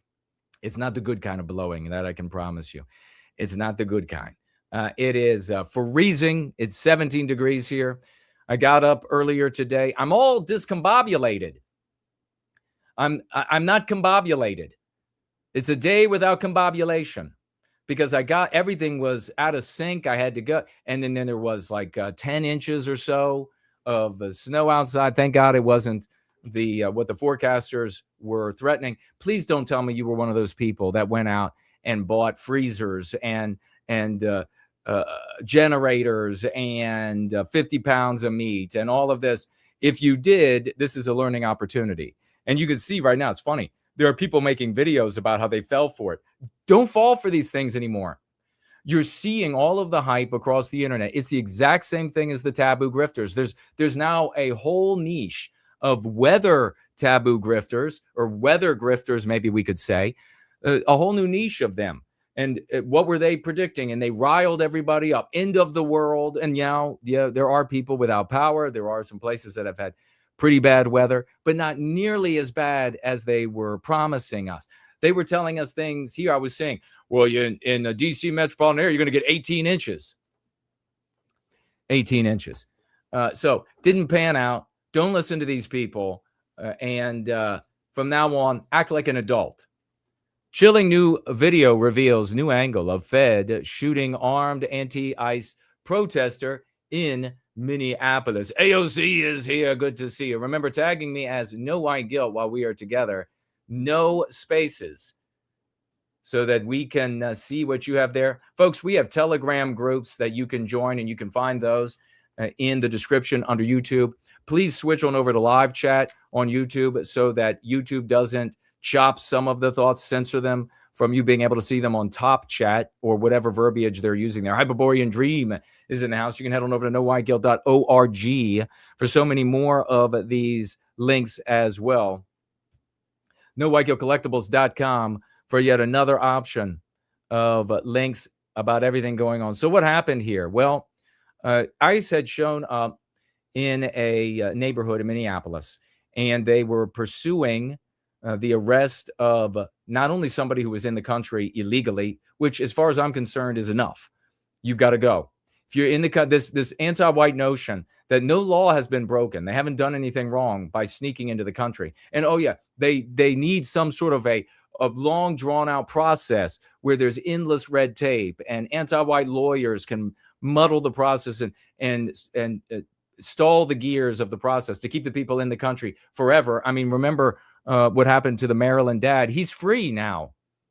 They shipped him out of the country. They shipped him back 20 different countries they were going to ship him to. And now he's been set free. I don't know where he is, Diego, whatever his name is, where he is now, the Maryland dad. These people, the anti-whites, they want this drawn out process for these people because they know there are anti-whites in nodes of power, and in particular in positions of judgeships, and that they will end up finding on behalf of anti-whiteism. And so the white erasure of Western civilization. And these people will be forced or be allowed to stay. These people disregarded all of the rules and laws and processes for coming into the country, but now they supposedly deserve them. It is not hypocrisy. It's not a double standard. The only standard is anti-white. That's the standard. Every standard is anti-white when it comes to anti-whites, whether they're on the left or they are on the right. So as it has been happening in Minneapolis and other parts of Minnesota, other parts of the world. In fact, we just had a female in Chicago run her car into an ICE agent vehicle that was in the pursuit of some other vagabond, some other miscreant, anti-white garbage. And that's what was happening here. And so these anti-white terrorists, they want them to be called observers. Now, I'll point out, you'll find these people being, by the way, I think I saved it, but I don't have it ready. Do you remember the other day we were talking about the old Europeans, and how for some of you, you hadn't heard that meme pathogen before, and that's okay. You now know it. And it'll be old Americans, old stock, old Canadians, all of this sort of garbage. And I said, you watch, if it's anti-whites are popularizing it again, if they're using it again in their conversations as they were at Davos past couple of days, you watch, they'll be supposedly pro-white, white nationalist content creators who will be referring to the white population as old. Right on cue. Yesterday, I saw a clip and another white nationalist account saying old stock, referring to America, the white Americans, as old stock Americans. It is unbelievable how dumb. It is unbelievable. The dumbest part is not that they can't come to the right answer. The dumbest part is that they don't know how to identify their betters. That's the dumbest part there. They don't know how to shut their mouth and then align themselves with people who have figured it out and who are having successes. I thought all along, God, hell be on me for the error. That I thought white people, when they see something that's working, they'll give up all the frivolity, all of the insanity, all that's failing and injuring us. Shit, if that's the case, they absolutely won't. So here we had a bunch of these anti-white terrorists, not observers, not protesters, anti-white terrorists, call them that all the time, who showed up to prevent ICE from doing what? Re-Westernizing America. That's why they're out there. They don't care about Diego. They don't care about these people. They don't care that, do you all remember the conversation I shared years back about the anti-white that I was having a conversation with? And it was in kind of a situation with him there where I couldn't just burn him down. There was going to be some, I did essentially, but I couldn't get like violent on him or as violent as I felt like it. And he was talking about if these people come into the country and they commit rape, well, we have Americans raping. So what's the big deal? I mean, absolutely apples and oranges kind of scenario. We've talked about that before. We can talk about it again if we have some extra time. Bottom line, though, is I said, well, what if these rapes and murders that wouldn't have occurred, what if it's your daughter? He had a young daughter, a very young, a baby. And he went on, dodging this. What if it's yours? What if it's yours? Finally, this anti-white piece of POS said to me, "What are the odds that it's going to be my daughter?" He was white, anti-white, piece of shit.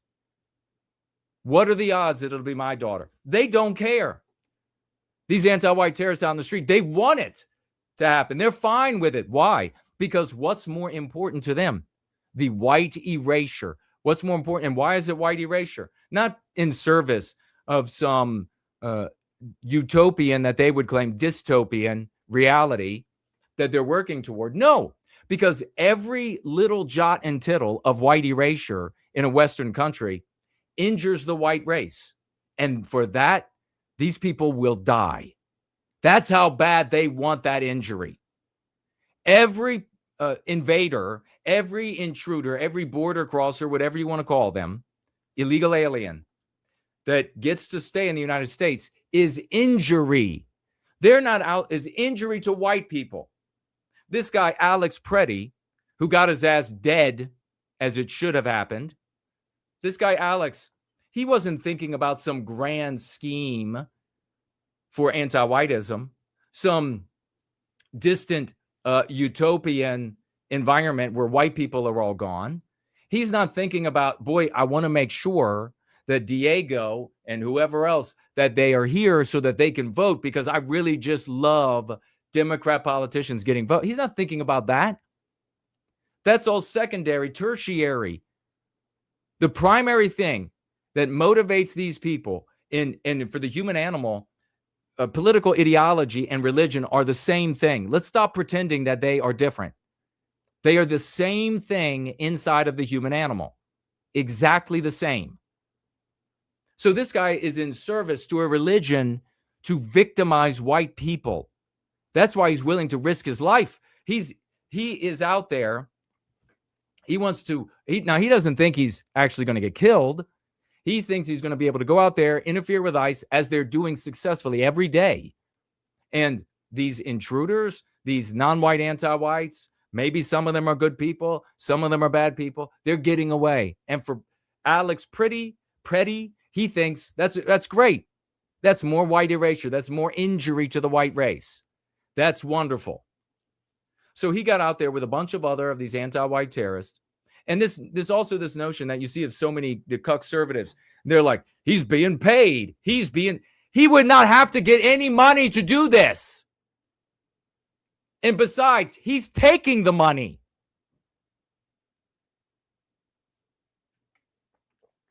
This conservative, this cuck notion, and again, it goes right back to the simplicity of midwits.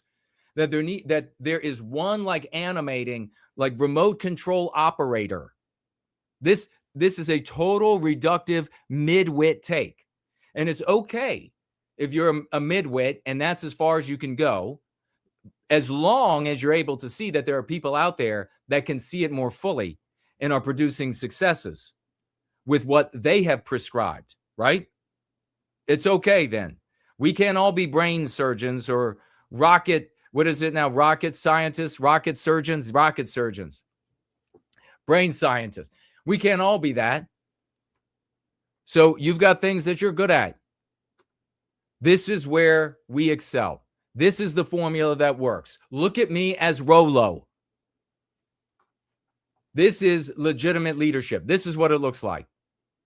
So this idea that there's like a remote controller induces the individual to come to erroneous conclusions about how to remedy the problem. They then come to the conclusion, and you can see how widespread this illogic is, this pseudologic, and how it undermines all of the steps, how they'll come out and fight against you if you combat anti-whiteism. They'll come out and fight against you and say, no, we just got to get rid of George Soros. Then it will be better. No sane person could believe that's true. Anti-whites will drive thousands of miles to go to show up at a university, to shout down and spit on a content creator that is there to share a couple of views at variance, maybe even mildly, to anti-whiteism without getting paid $1. They don't need the money. More importantly, you could knock down financiers left and right, and there'll be new ones because all of these people are infected with it was the infection of anti-whiteism that's driving people with money to donate to these things. You have to address that social morality and defeat it. That's the only way to win. So, bottom line, this guy, is Alex white? Well, he's perceived as white. I think he might not be white, but he's perceived as white. So let's just say he is. Even if somebody's paying him, he's taking the money. There's an opportunity for him to do what he feels must be done, what he viscerally feels must be done. And if he can get some money out of it, why not? That's anti-whiteism for you. So he shows up on the scene, driven by anti-whiteism, not a paycheck, with a bunch of other anti-white terrorists, except he decided to bring his $1,500, I'm guessing it's roughly that, from all of my gun shows and of course, if I own anything like that, then maybe I do, maybe I don't. But this $1,500 Sig Sauer semi-automatic handgun, which is Sig, is about as good as you can get. This is a gun that's going to work in every environment. This is a gun that's it could be -20 out there, and that Sig is going to shit and get.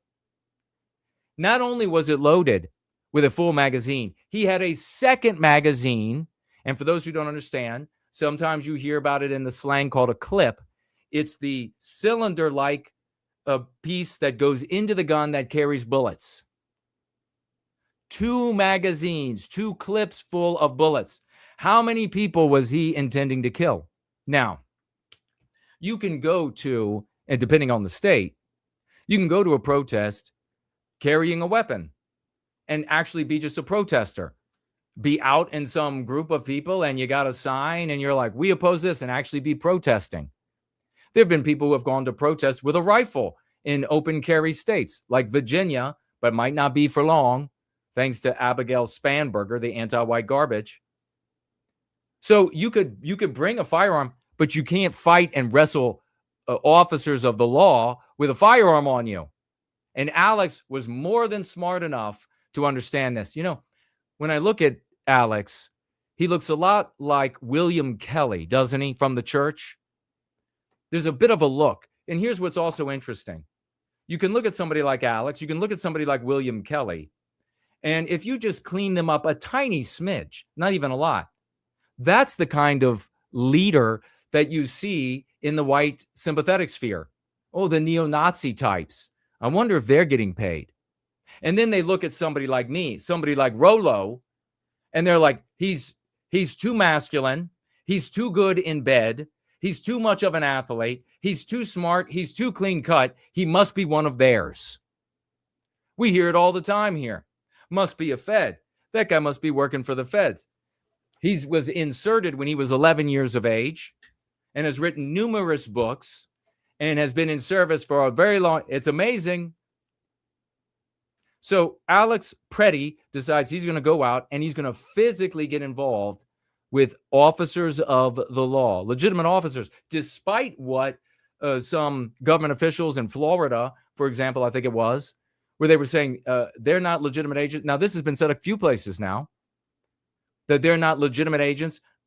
We saw Walls say, we saw Fry say as much in so many words, not legitimate agents of the law, of course, instigating these kinds of encounters from the anti-white riffraff garbage in the street, these anti-white terrorists in the streets.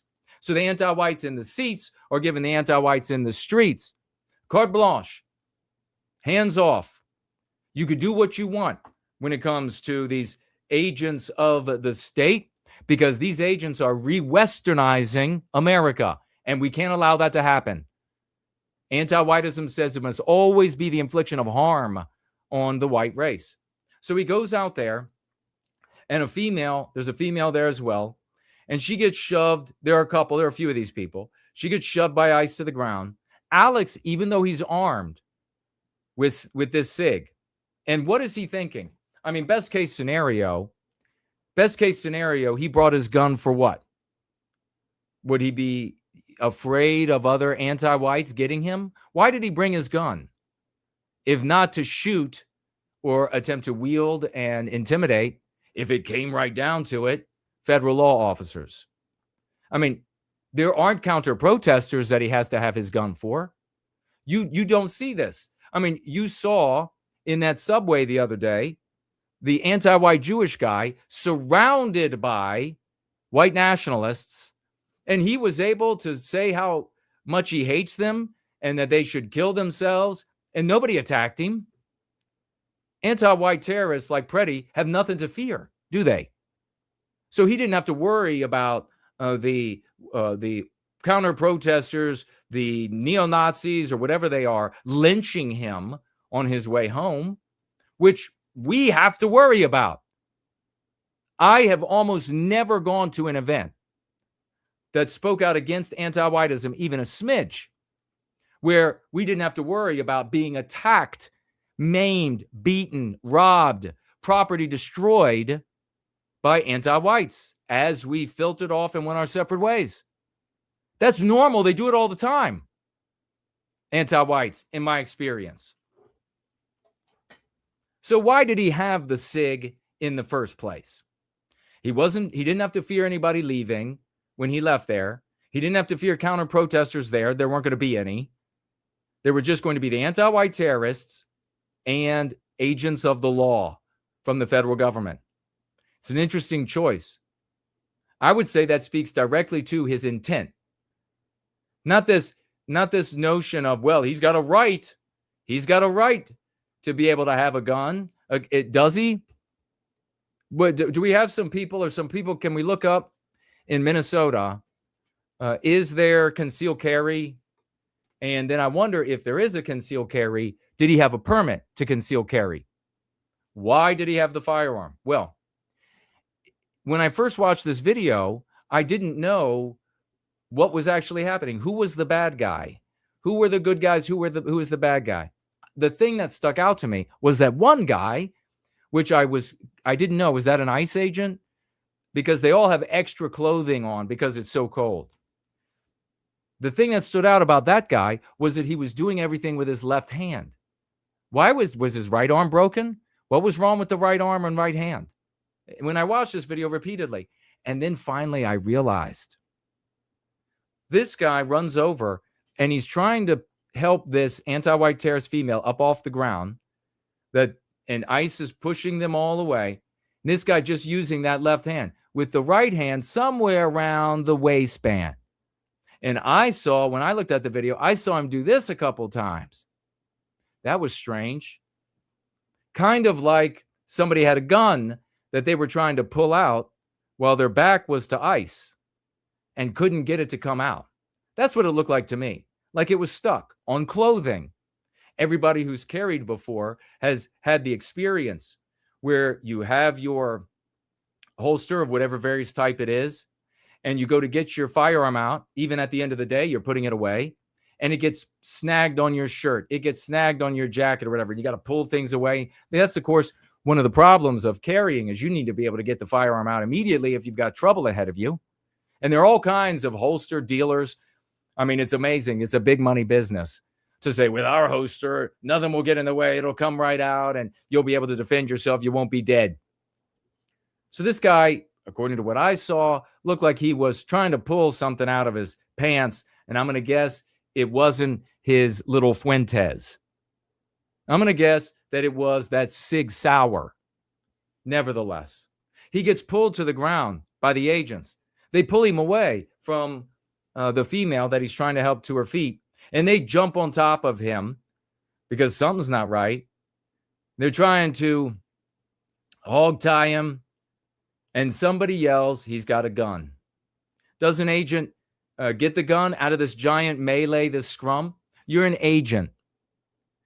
You obviously want to be alive, or you wouldn't be alive. You would have killed yourself. You love life. You love it enough to want to live it. You probably hate your paycheck. You probably have problems with coworkers and your boss at times, but you still want to be alive. And suddenly, You're doing this really difficult job where you're dealing with animals out, terrorists, anti-white terrorists. And every arms are flailing, feet are going different directions, legs are going, and somebody yells he's got a gun. Are you going to wait? Isn't your whole life going to flash before your eyes? Your wife at home? Maybe your children at home? That you'll never go home again, they'll never see you again? If you get shot, if this guy gets his gun around and starts blazing away, and it starts hitting people left and right, you can't wait. That's the reality of policing. That's the reality of being law enforcement. You don't know what this person is capable of. You don't know who he is. You must conclude that if he brought a firearm to such an interaction, that he's there to shoot you with it. You cannot wait to see whether or not he's going to kill you or maim you. And folks, another thing that's so important when we talk about this kind of thing is that this isn't Hollywood. In Hollywood and TV shows, people get shot, and then in the next scene, they are bandaged up and they're okay. Everything's fine. They walk right out of the, nothing, no problem. That almost never happens. The reality is the bullet goes in and it shreds your insides. It destroys organs.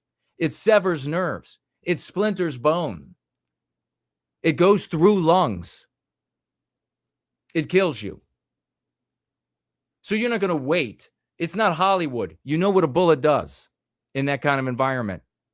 You need to neutralize what can only be concluded in that moment as a threat to your life and the lives of your colleagues and the lives of bystanders, as the bullets, once they leave the barrel, won't discriminate when it comes to who they hit. So the agents pull out their guns and neutralize the threat. They did the right thing, in my opinion. They made sure that Alex Pretti died of lead poisoning before blood loss. That's the way it should be done. Now, thoughts and prayers to Alex's family. They might be good people. Sorry you had to lose a whatever he was to you. It's a shame that he was an anti-white. It's a shame that he was an anti-white terrorist. You can blame him for this because you know who would be alive today if he didn't go to this protest? You know who would be alive today if he didn't take his $1,500 Sig Sauer with 2 magazines loaded to the gills? Alex Pretti. He'd be alive today. The onus is not on these agents. The onus is on Alex. It's 100% his fault that he's dead. And I say, more power to the agents. Chilling video captures new angles of the chaotic moments before federal agents fatally shot an armed man who they say attempted to interfere with the arrest of a criminal migrant in Minneapolis. Harrowing footage shared on social media shows a close-up of the explosive incident, which began as whistleblowing protesters in the street look on as about 6 federal agents pushed a man later identified as Alex Pretti. I hate how they always include the middle name. To the ground. They pushed him to the ground because he got in between them and this woman that they had shoved down, and he was trying to block them from getting to and at her. What the F is wrong? By the way, when it comes to this whistling, that's another disorienting element to this policing because you can't communicate as well with the other officers with all of that screaming, whistling noise. You can't hear shit. You continue to hear the whistling even when they stop whistling. It continues to ring in your ears. They do the whistling because of it, because of how it disrupts the law officers from doing their job. Secondarily, because it will bring attention to the whole interaction from abroad. The primary reason is to disrupt their communication. If they hadn't been whistling, might it have been easier for the officers to identify the location of the gun, or maybe say, I've got the gun, I've got my hand on the gun, or whatever. Obviously, this screaming banshee noise from all these anti-white terrorist freaks interferes with their ability to communicate. Another reason potentially that Pretti is pretty dead right now. What the F is wrong with you? The woman recording the mayhem was heard yelling in the 3-minute video. What the F, people? What the F is wrong with you? Another angle of federal agents shooting a Minnesota legal observer, which appeared to come from the direction of the... So even here on the New York Post, they're calling this person an observer. They're calling Pretti an observer. He wasn't observing shit. He was in the middle of it, which appears to come from the direction of a woman in pink filming from the sidewalk. Agents then swarmed Pretti, who was shot in the chaos, and wrestled him onto the icy street before he was on. They were wrestling. It was a scrum. He was down. Before an immigration officer grabbed his gun and unleashed more than a dozen shots.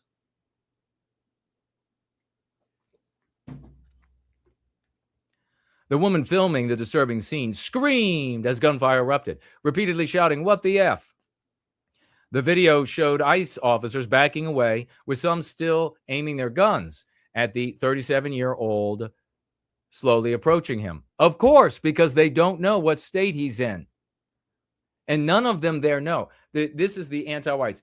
If an agent was able to grab hold of the gun as they started shooting this guy, like all of this happening simultaneously, there's not some hive brain where they can communicate that they have, one of them has his hands on the gun. They hear he's got a gun. This guy comes out and he's physically fighting with them and he's got a gun on him. It's time for that person to die. Someone call an ambulance. So they yelled. Can't believe they just did that. I can't believe they've taken so long. Another video showed Pretti gripping his phone while helping a woman who was pushed to the ground by an immigration agent who relentlessly sprayed the pair with gas. Not enough. I don't know what kind of gas they're using, but it's a joke. Whatever it is, it's a joke. I think they're using something that's weaker than normal, not stronger than normal. Because they're hitting these people right in the face, and they're a regular, what you should buy, you should carry, especially nowadays. A regular mace is pepper spray, finishes you right away. There's no continuing to yell and shout, which you're seeing these people do. Cough a couple times and then keep yelling and be able to see. The federal officers pulled him away from the woman and brought him to the ground, where Pretti struggled on his hands and knees for several seconds before an agent wearing a gray jacket appeared to seize his gun, and the federal agent and fatal shots rang out. Tensions flared as law enforcement tried to secure the area around West 26th Street. So what happened then was, or what was happening at the same time, were anti-white terrorists in other places were attacking law officers. And in the midst of one of those battles, an officer had his finger bitten off by one of these psycho, rabid anti-white terrorists. You think they shouldn't be shot? Officer will lose his finger after unhinged Minnesota terrorists bite him during the protest. Chaos erupted in Minneapolis Saturday after hundreds of anti-white terrorists faced off against federal agents in the wake of the fatal shooting. One Homeland Security agent even lost a finger in the violence.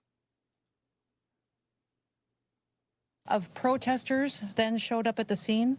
They began to obstruct and to assault law enforcement officers. We saw objects being thrown at them, including ice and other objects, and a rampant assault began, and even an HSI officer agent's finger was bitten off. Crowd control measures were deployed to bring safety to the public and to law enforcement at the scene. And once again, I want to remind everybody that this situation and this tragedy did not have to happen. Our law enforcement are doing everything that they can to protect the public. Of protesters then showed up at the scene. They began to obstruct and to assault law enforcement officers. Here you have, you can't see here. You can just see a little bit of red on this guy's hand. This container is supposedly has the part of his finger that was bitten and spat out. And if you've seen pictures, you'll have to look elsewhere for the photographs. But and it could be, I don't know, one of these people. They haven't said yet, as far as I know. But the whole end of his finger was bitten completely off. It is nasty looking through the bone. It is nasty. According to DHS Secretary Tricia McLaughlin, posted the photos of the sobbing demonstrator and the bloody severed digit. So the anti-white terrorist was sobbing. In Minneapolis, these rioters anti-white terrorists attacked our law enforcement officer, and one of them bit off our HSI officer's finger. He will lose the finger, so they can't reattach it, is what they're saying. It's too gnarly. I don't know how they would. It is nasty. Tensions flared as law enforcement tried to secure the area around West 26th Street. Protests flooded the streets. Anti-white terrorists flooded the streets, jeering at masked agents, with some blowing loud whistles, deafening them, throwing ice, as you just heard, that can kill you. If it hits you in the face, knock all the teeth out of your mouth. While federal forces fired repeatedly volleys of tear gas, they need to start using the good stuff. There's blurred out. There's the poor guy. Unbelievable. So we don't know who these, maybe either of them. Rioters tossed trash cans atop an armored vehicle and other projectiles while screaming "F you" at the armed officers. About 200 anti-white terrorists arrived at the scene and began to obstruct and assault law enforcement on the scene. Crowd control measures were deployed for the safety. So this insurrection is ramping up by the day. It is slowly getting more and more violent. There is no way that the population, I mean, even with all of these taboo grifters who have been so critical of Trump and the administration, pushing against Trump and the administration, there's no way the population could want these anti-white animals to continue to run the streets. Governor Tim Walz called in the National Guard to help secure the Whipple Federal Building, which has been used by immigration authorities as a detention center. We recognize, look at this, we recognize that there's a lot of anger and a lot of questions around what's happened, but we need people to remain peaceful in the area.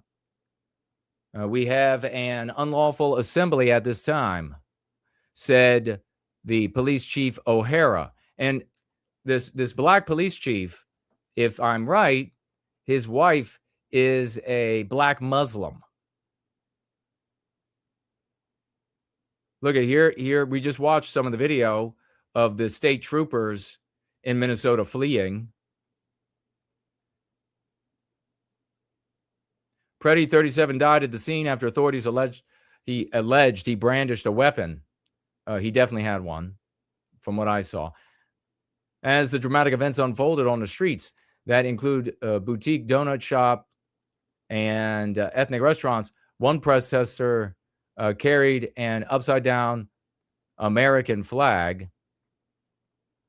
Federal agents, many wearing gas masks, struggled to secure police tape that had gotten ripped down.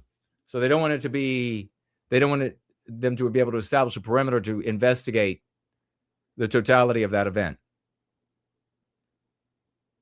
The Hennepin County Sheriff, Dewana Witt, asked the National Guard for help securing the Whipple Federal Building due to the potential for continuing and growing conflict related to today's federal agent-involved shooting. So it's cranking up. And as you can see in Virginia, we're going to take a look at that right now. As you can see in Virginia, the anti-whites are going for it in every conceivable way. All you have to do is push back ever so slightly against the victimization of Westmen, Western kind, white men, women, and children, and they become raving lunatic animals in the streets, ready to murder you, ready to disfigure you. And then the anti-whites in the seats of power are ready, prepared, and able and engaged in helping these people and securing the domination of anti-whiteism in the governance of counties and states, and even, of course, at the federal level, forever, in perpetuity. You cannot wait to empower Western kind with the concepts that enable us to take the moral high ground. And with a moral high ground, white people have demonstrated throughout history that we are able to do anything. We are able to meet the most vile cretins from the center of the earth with equal monstrous behavior if we have the moral matrix with which to act.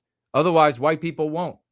Otherwise, you'll see white people who begin hemming and hawing about, well, we should have the borders enforced and we should have these people arrested, but it can't be done with anything that will hurt them. It can't be done in any way that's uncomfortable. The reason they're talking like that is why they're measuring their morality by the anti-white metric, the anti-white immoral imperative that functions as the social morality of Western kind. They need these tools that we have here more than ever. Conservatives brand Democrat Virginia Governor Spanberger the white witch after she immediately enacts anti-white agenda. Now, of course, the conservatives, they have no problem pointing out her race. If she were black, they wouldn't say, when Virginia had the black governor and was anti-white, they never called out his race. And it's because of anti-whiteism. It's because even they on the right are anti-white. So suddenly you've got no problem calling out her race. Furious conservatives have branded newly sworn in Democrat Virginia Governor Abigail Spanberger the white witch and a Bond villain after she signed and queued up a dizzying array of lefty policies to jumpstart her 4-year governorship after running as a moderate pragmatist. So you need to remember this. This vile anti-white piece of shit ran here in Virginia saying that she was a moderate and a pragmatist and she was going to lower prices for everybody. It was never demanded of her, as is normal when it comes to the anti-white media. How are you going to do that? You have to tell all the voters, tell us how you'll get to that outcome. Never. Because they know that whatever she could say at that point would undermine her campaign. During her first week, Spanberger quashed her predecessor's policy requiring state and local law enforcement to partner with ICE. So now Virginia is going to become a haven for all of these border crossers because ICE is not going to get the assistance it needs as when Youngkin was in, not going to get the assistance it needs to hunt these people down. And of course, you heard some of the things that they plan on doing, like saying you can't go to courthouses and get them. She wants to make that illegal. She said, and she vows to rejoin the Regional Greenhouse Gas Initiative to slash carbon emissions. All of this is going to be massively burdensome to the middle class in Virginia, of which is primarily the white race. Massively burdensome. There'll be cutouts for non-white people and women, especially non-white and female-owned businesses. They won't be burdened with all of this. So what are the consequential outcomes of that vis-a-vis the other businesses? Well, the other businesses are not going to be able to keep up. White-owned businesses are not going to be able to keep up, are they? They're going to shrivel and die under the burdensome restrictions implemented by this absolute turd of an anti-white. Just look at how vile her face is. A former CIA worker as well. What a surprise. Democrats in the General Assembly have unveiled a fire hose of hardcore anti-white legislation now that they have full control of the Commonwealth. This includes bills to raise taxes on e-commerce services like Uber Eats, create new tax brackets for the rich, in other words, the whites that are here that have some money, ban gas-powered leaf blowers, clamp down on anti-abortion rights protesters, tax firearms, massive taxation on firearms, so that no normal people will be able to afford these tools for self-defense.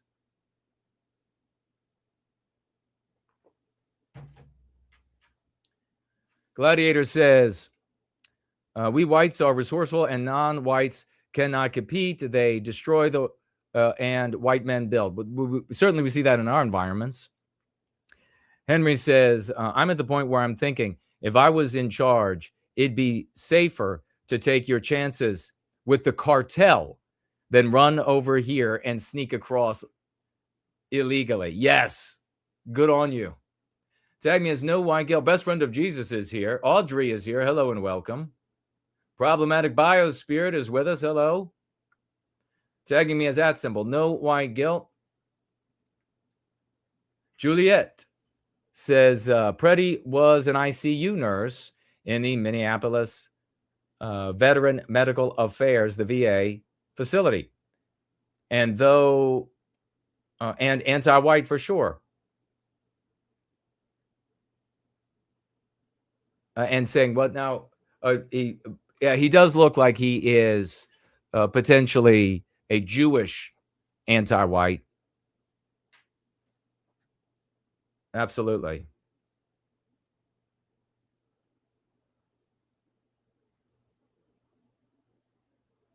Abrego Garcia, Tree Godfather. Thank you for that, brother. Yeah, the Maryland dad. The old Abrego Garcia. See if we have anything over here. We'll keep rolling. Kitty is with us. Hello and welcome, Kitty. Is that Barricades? Hello to you and welcome. I don't see any tags for me there. Let me move this. Good to see everybody, though.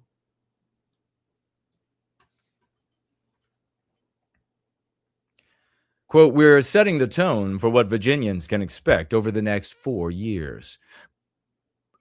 Pragmatic leadership focused on lowering costs, growing our economy, and making sure that every parent knows that their child is set up for success, close quote, said Spanberger.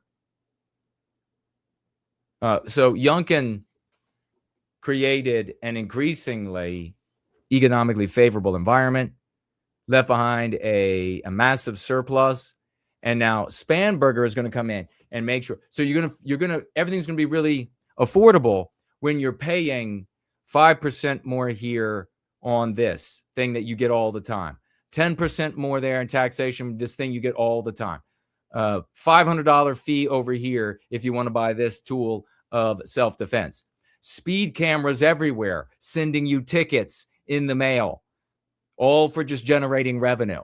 And we see how often those things malfunction, and it's almost impossible to fight. People just rather pay. Here's the $300. Here's the $500. It's going to be so much more affordable. While that's happening, schools are going to be erected, schools taken over to give free schooling per their own words that I read. Check it out for yourself. Make sure I didn't misread. Free education to illegal aliens and preventing ICE from working with the Virginia law enforcement.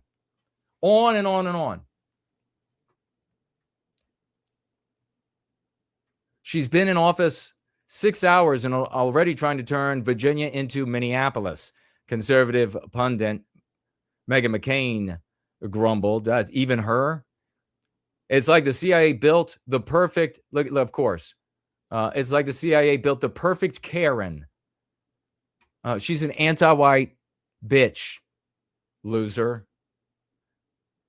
Ben, the guy who said that was Ben Domenech, editor-at-large of The Spectator.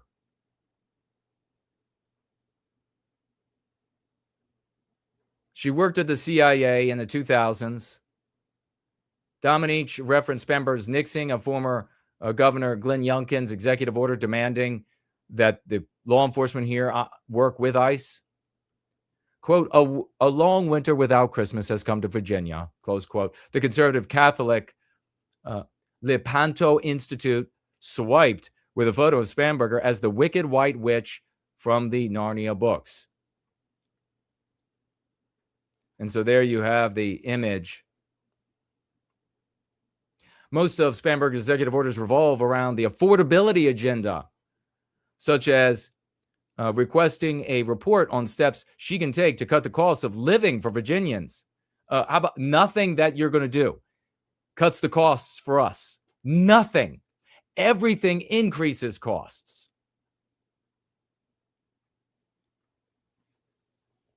You can look up online the litany of radical anti-white garbage that there's almost no stopping, almost no way to stop in Virginia. Spanberger easily cruised to a blowout election over Winsome Earl Sears. The Republicans thought they were going to be so very smart, they would run a semi-literate black woman. And so therefore, boy, it's an easy victory. This woman right here endorsed the guy who also ended up running for attorney general, winning, who said he wanted his opponent, him and his family and kids, to be killed.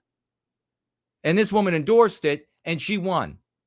Maybe I don't have it right. Check it out for yourself. Get this, though.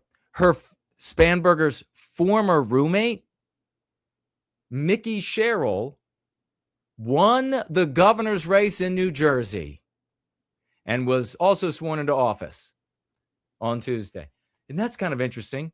Two people that were roommates. It's kind of like the corrupt-ass CIA is involved in this, isn't it? Two people that were roommates both become governors of American states at the exact same time. There's so many federal assets in Virginia, especially Northern Virginia and radially out from there, that the federal government's going to have to do something. Going to have to do something. Meanwhile, while we're being told about all the victories over wokeism and it's all done, woke colleges, so anti-white colleges, are still wasting young American minds. Look at all these white people. Got a Mom Donnie shirt here. Look at all the white people out there. Radical anti-whites. Then why are there so many white people out there that are radical anti-whites? Because anti-whiteism won at the dinner table. For everybody who wants to disagree with me, you absolute tards. It was because anti-whiteism won at the dinner table. That's why there are so many white anti-whites. So is it important to win at the dinner table? People, over the years, I've said, we got to win the dinner table. We've got to win the conversations. It's all about personal conversations. The dinner table is most important. And all of these LARPers in the white sympathetic sphere, seeing themselves as standing before 500,000 uniformed men fighting against whatever, they thought that was really trivial and trite. You dumbass bitches. That's the battlefield. That's all that matters. Despite the pushback by President Donald Trump, anti-white programming at U.S. colleges continues to infect young minds, scarring generations. Really? Exactly as we've said?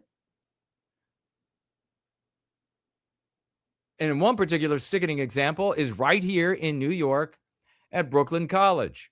As the Post Ryan King reports, the school's psychologist program requires students to take tellingly titled courses, quote, multicultural counseling and consultation, which features collective racial healing activities and trauma-informed interventions to fight injustice.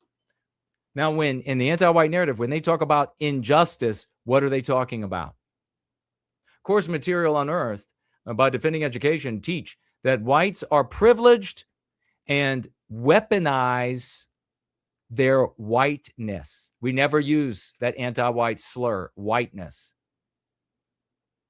The class requires students to identify microaggressions from options like the phrase, quote, I am not a racist, close quote. So that's a microaggression if a white person says that they are not the anti-white slur racist. So you've committed a sin, according to the religion of anti-whiteism.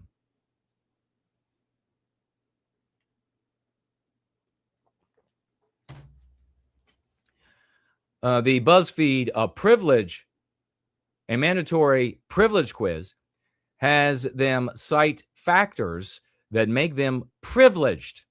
So what factors make you a privileged white person? How are you evil? Such as being a white heterosexual male and not raped. Yep, the cucks really won. You see right here, I just want to point out again, this is a consequence of losing at the dinner table. And then when you have this, you have this. So let's go back. Let's go back and see how this works. Because I know so many in the white sympathetic sphere are absolutely lividly stupid and they refuse to listen. So this is caused by losing the argument at the dinner table, and then this gives birth to this. Now, does it make sense? Now, do you see how futile it is to hope that some anomalous leader somewhere is going to go engage that, is going to go just put that down for the afternoon when it's going to be back by evening? It's not even going to last 24 hours. You're not going to beat this unless you address this at the dinner table.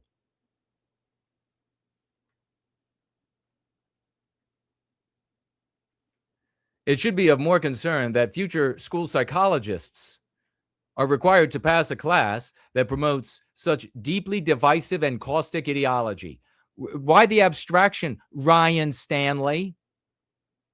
Why the abstraction? It's anti-whiteism. Deeply divisive, caustic ideology? You mean like Nazism? You mean like Republican form of government? You mean like white people existing? I mean, we all know what it is. It's anti-whiteism. Call it what it is. We're not going to be able to beat it by using euphemisms for what it does to us. This is absolutely beyond the pale. And totally unacceptable. We got much more to cover here today. We have your comments and questions. We have the swashbuckling celebration. We have the lesson of the day. And we're going to get to all of that right after this.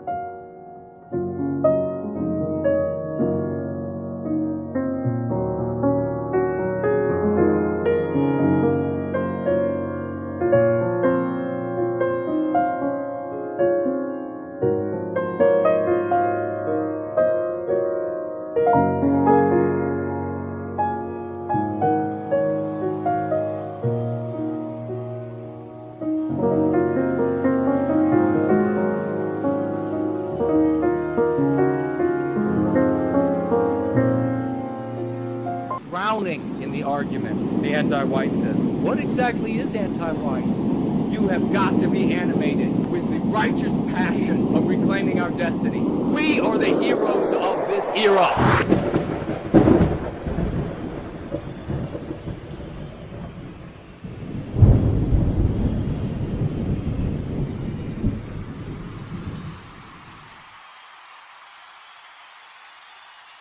Let's get into the swashbuckling celebrations. Let me know that you can hear me okay, ladies and gentlemen. The Go Free Gathering is one of a kind. We are rocking our way through the world with our successes. Swashbuckling celebration from the previous week. Let's go ahead and have a look. There it is, ladies and gentlemen.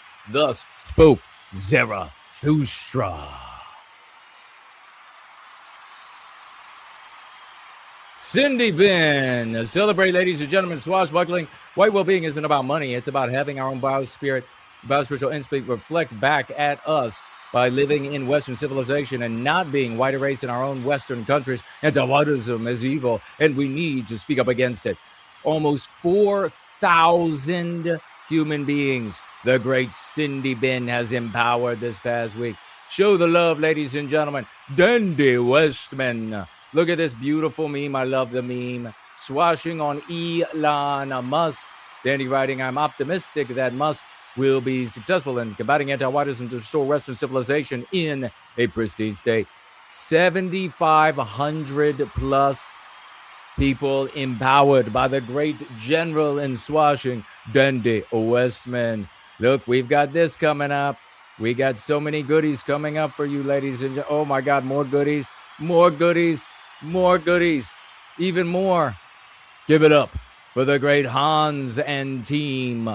Give it up for the Hans and team over there at the Shade Tree. 132 from just one of the Shade Trees at 2 p.m. Eastern Standard Time every single day on X. Do not miss it. And if you do, listen in replay. Give it up for Hans and team. We got this coming up. Take a look at this. Let's see. This was the thumbnail for Tucker using anti-white. We'd like him to get rid of that hyphen, but going in the right direction. Give it up for Tucker Carlson using the lexicon, ladies and gentlemen. Here we have the great biospit of the West, ladies and gentlemen. Swashing on end wokeness. He writes on this one, Don Lemon is an anti-white terrorist enabler. 7,560 people empowered by the great biosphere. He's not done on end wokeness. No, he breaks out another one. Same meme, different words. 12,000 more people empowered in the audience of end wokeness. He writes here, anti-whites make anything that contradicts the anti-white narrative into a hush crime. Exactly. Learn the lexicon and use it. Ladies and gentlemen, we did that. Never forget. Show the love to all of our swashbuckling commanders. Let's keep it going. Big raucous emojis. crowns and gems for the great biospirit of the West and Franklin A. Thor, doing so much in service to white well-being, and in particular right here, gathering all of these victories. And of course, Franklin doing the timestamps and the videos are by way of the great Franklinator. Show the two of these men some love. Give it up also for both of these men, the biospirit of the West, the Franklinator, as well as the Ivan and diplomat for Western kind, as well as Justin McDaniel and Robert for swashing in the Donald Trump Jr. streams this past week. Ladies and gentlemen, it was by way of that swashing that Daddy Trump said this, what you see on your screen right there. We did it. Celebrate it. Let's celebrate the blue flame. The blue flame this past week, ladies and gentlemen. Quadruple 07s. He had a workplace victory. Actually, this one was one I missed a couple of weeks back. He had a workplace victory. He was in a conversation at work with a group of coworkers. He was able to introduce at work in a circle of coworkers. He was able to introduce several lexical and dialectical tools from Go Free, and everyone listening enthusiastically agreed. Give it up for the blue flame. Quadruple 07s, crowns and gems for real world activism. Big time celebration. We got to celebrate, ladies and gentlemen. We got to celebrate the great Morten, Olav, and the entire Norwegian OT, because, ladies and gentlemen, take a look at what arrived at my doorstep. Oh, yes, it's the Norwegian edition. Everybody is going to be freed over there. Ladies and gentlemen, I can't read a word, but it's magnificent. It smells like white well-being. Smells like victory, lady. Look at how gorgeous it is. Everybody says it's magnificent. That I can tell you. Give it up for these champions and everybody on the OT over there. Big salute. Let's give it up, ladies and gentlemen, for an anonymous donor to the Foundation for White Well-Being. This anonymous donor donated $200 to be directed to white children, and it's gone to the great Dean Danger at School of the West. Ladies and gentlemen, let's hear it for Dean Danger. Let's hear it to this anonymous donor. $200 to the great Dean Danger and School of the West. And God bless this anonymous. Thank you so very much.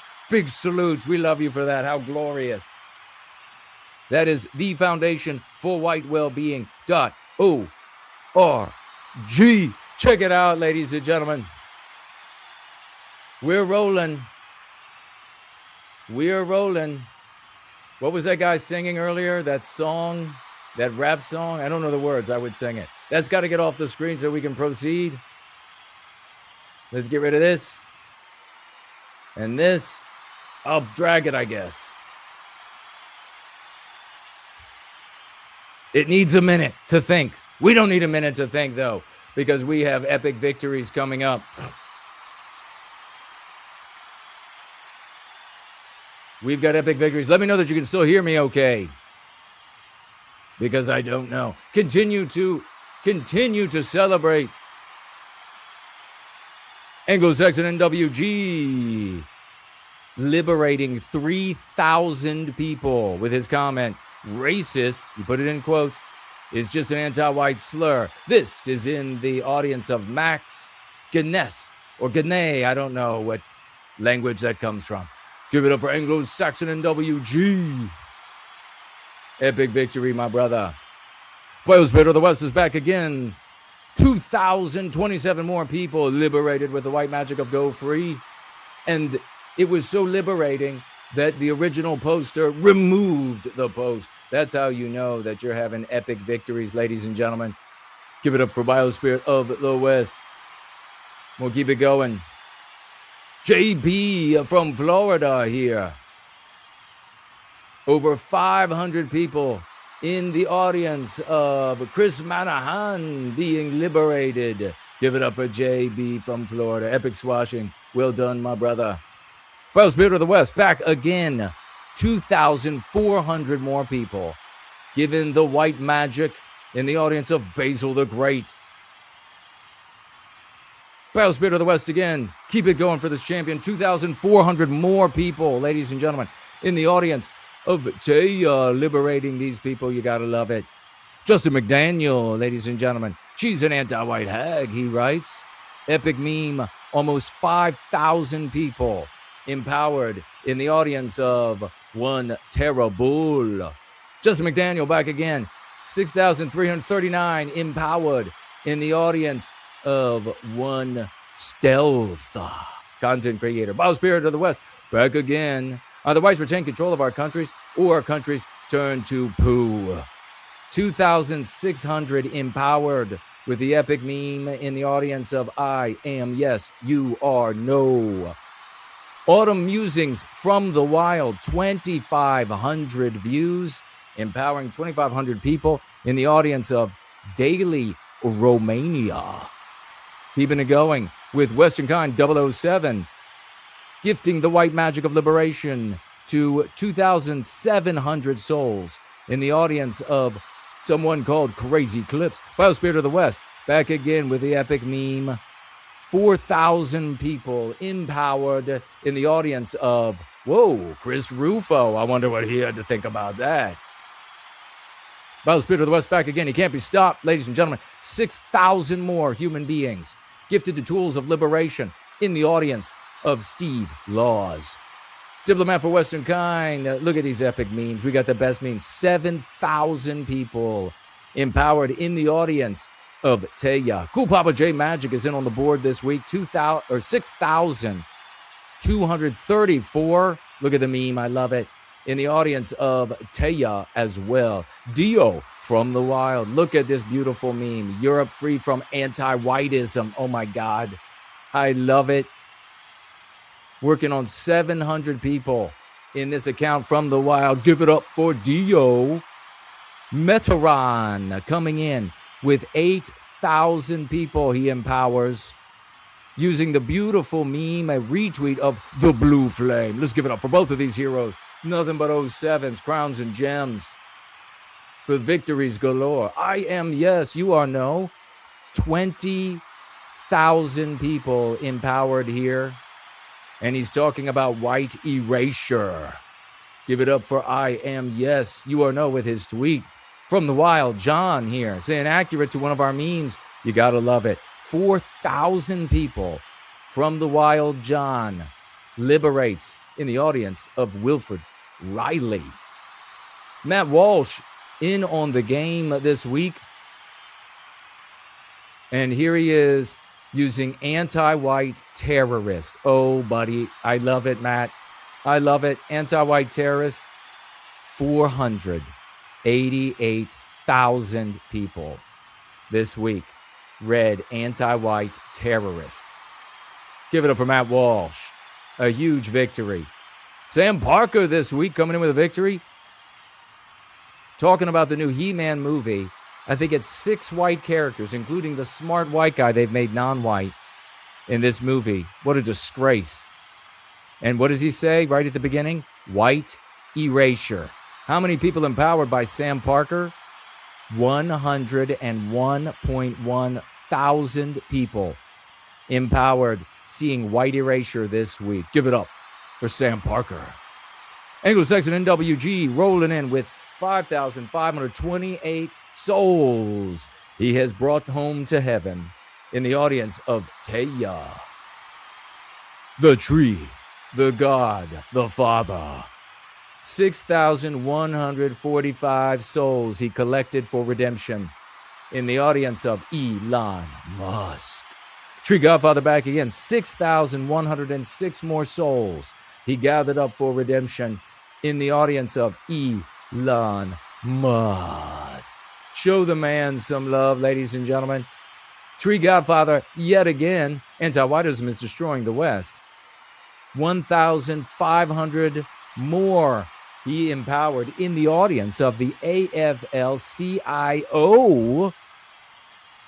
Well done, Godfather of Trees. Tree Godfather back again. 1,415 more people empowered In the audience of I Am Yes, our good friend Bob from the Wild, 1,366 people he empowers with our epic meme. Our memes are doing it.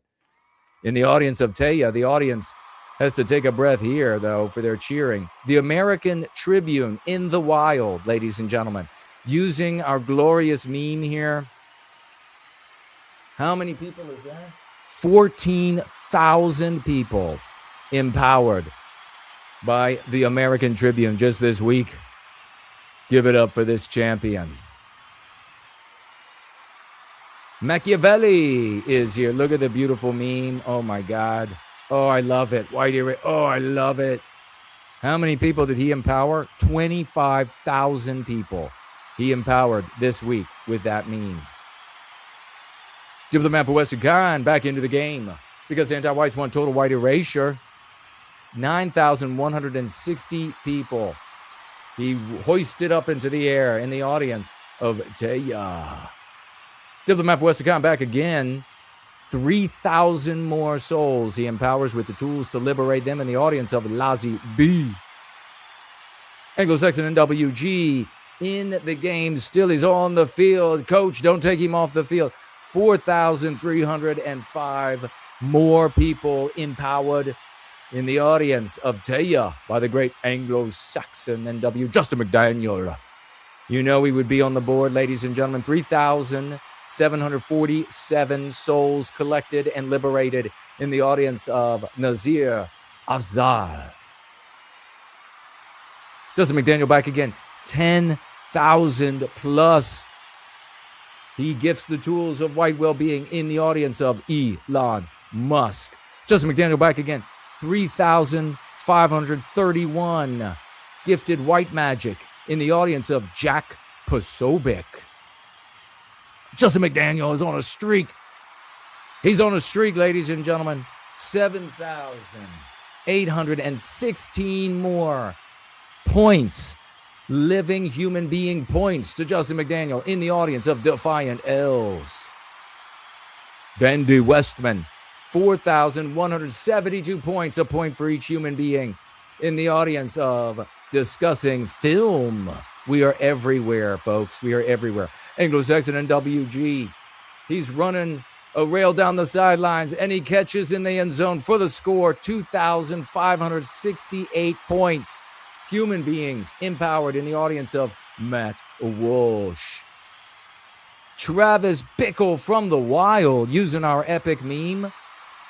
137 people empowered by Travis in the Wild in the audience of Declaration of Memes. James Fishbook, running for office in Florida, says no more white guilt and earns 54,000 points.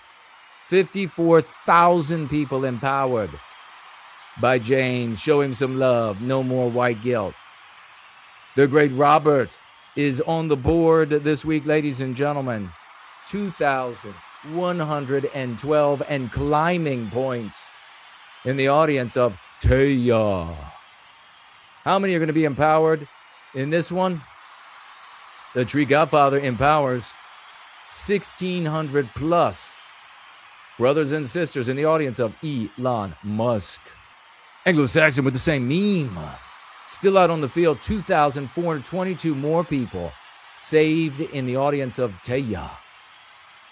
John Maz from the Wild using our meme. 132 people seeing our glorious meme on the right there in the audience of National Conservative. Here we have 3,699 people empowered by the tweet by Lazi B. She starts off the tweet with the word anti-whiteism. Anti-whiteism had been pushed in the West for decades. Oh, yes, for much longer than that, but yes. Machiavelli, you thought he was done today. He's not done. Using this beautiful meme. Look at this. Great replacement. Your new fridge. White erasure. That's what it looks like. Know the difference? How many people? Working on 2,500 people empowered by Machiavelli. And then we have here, ladies and gentlemen, our brother across the Atlantic, Gavin. Empowering with white magic. 115,000 people this week. And what does he use right here? White erasure. This is obviously the week of the MC white erasure. Totally glorious and beautiful. But let's hear from, ladies and gentlemen, Fleckus Talks. 114,000 people. While you're at it. And I think a lot of the problems we're seeing here obviously is with an anti-white agenda. For sure. The anti-whiteism is everywhere. And then like when you see stuff like that and you're a white person, you might think, damn, people are hating white people lately. I'd love to just live by myself with a bunch of other white people.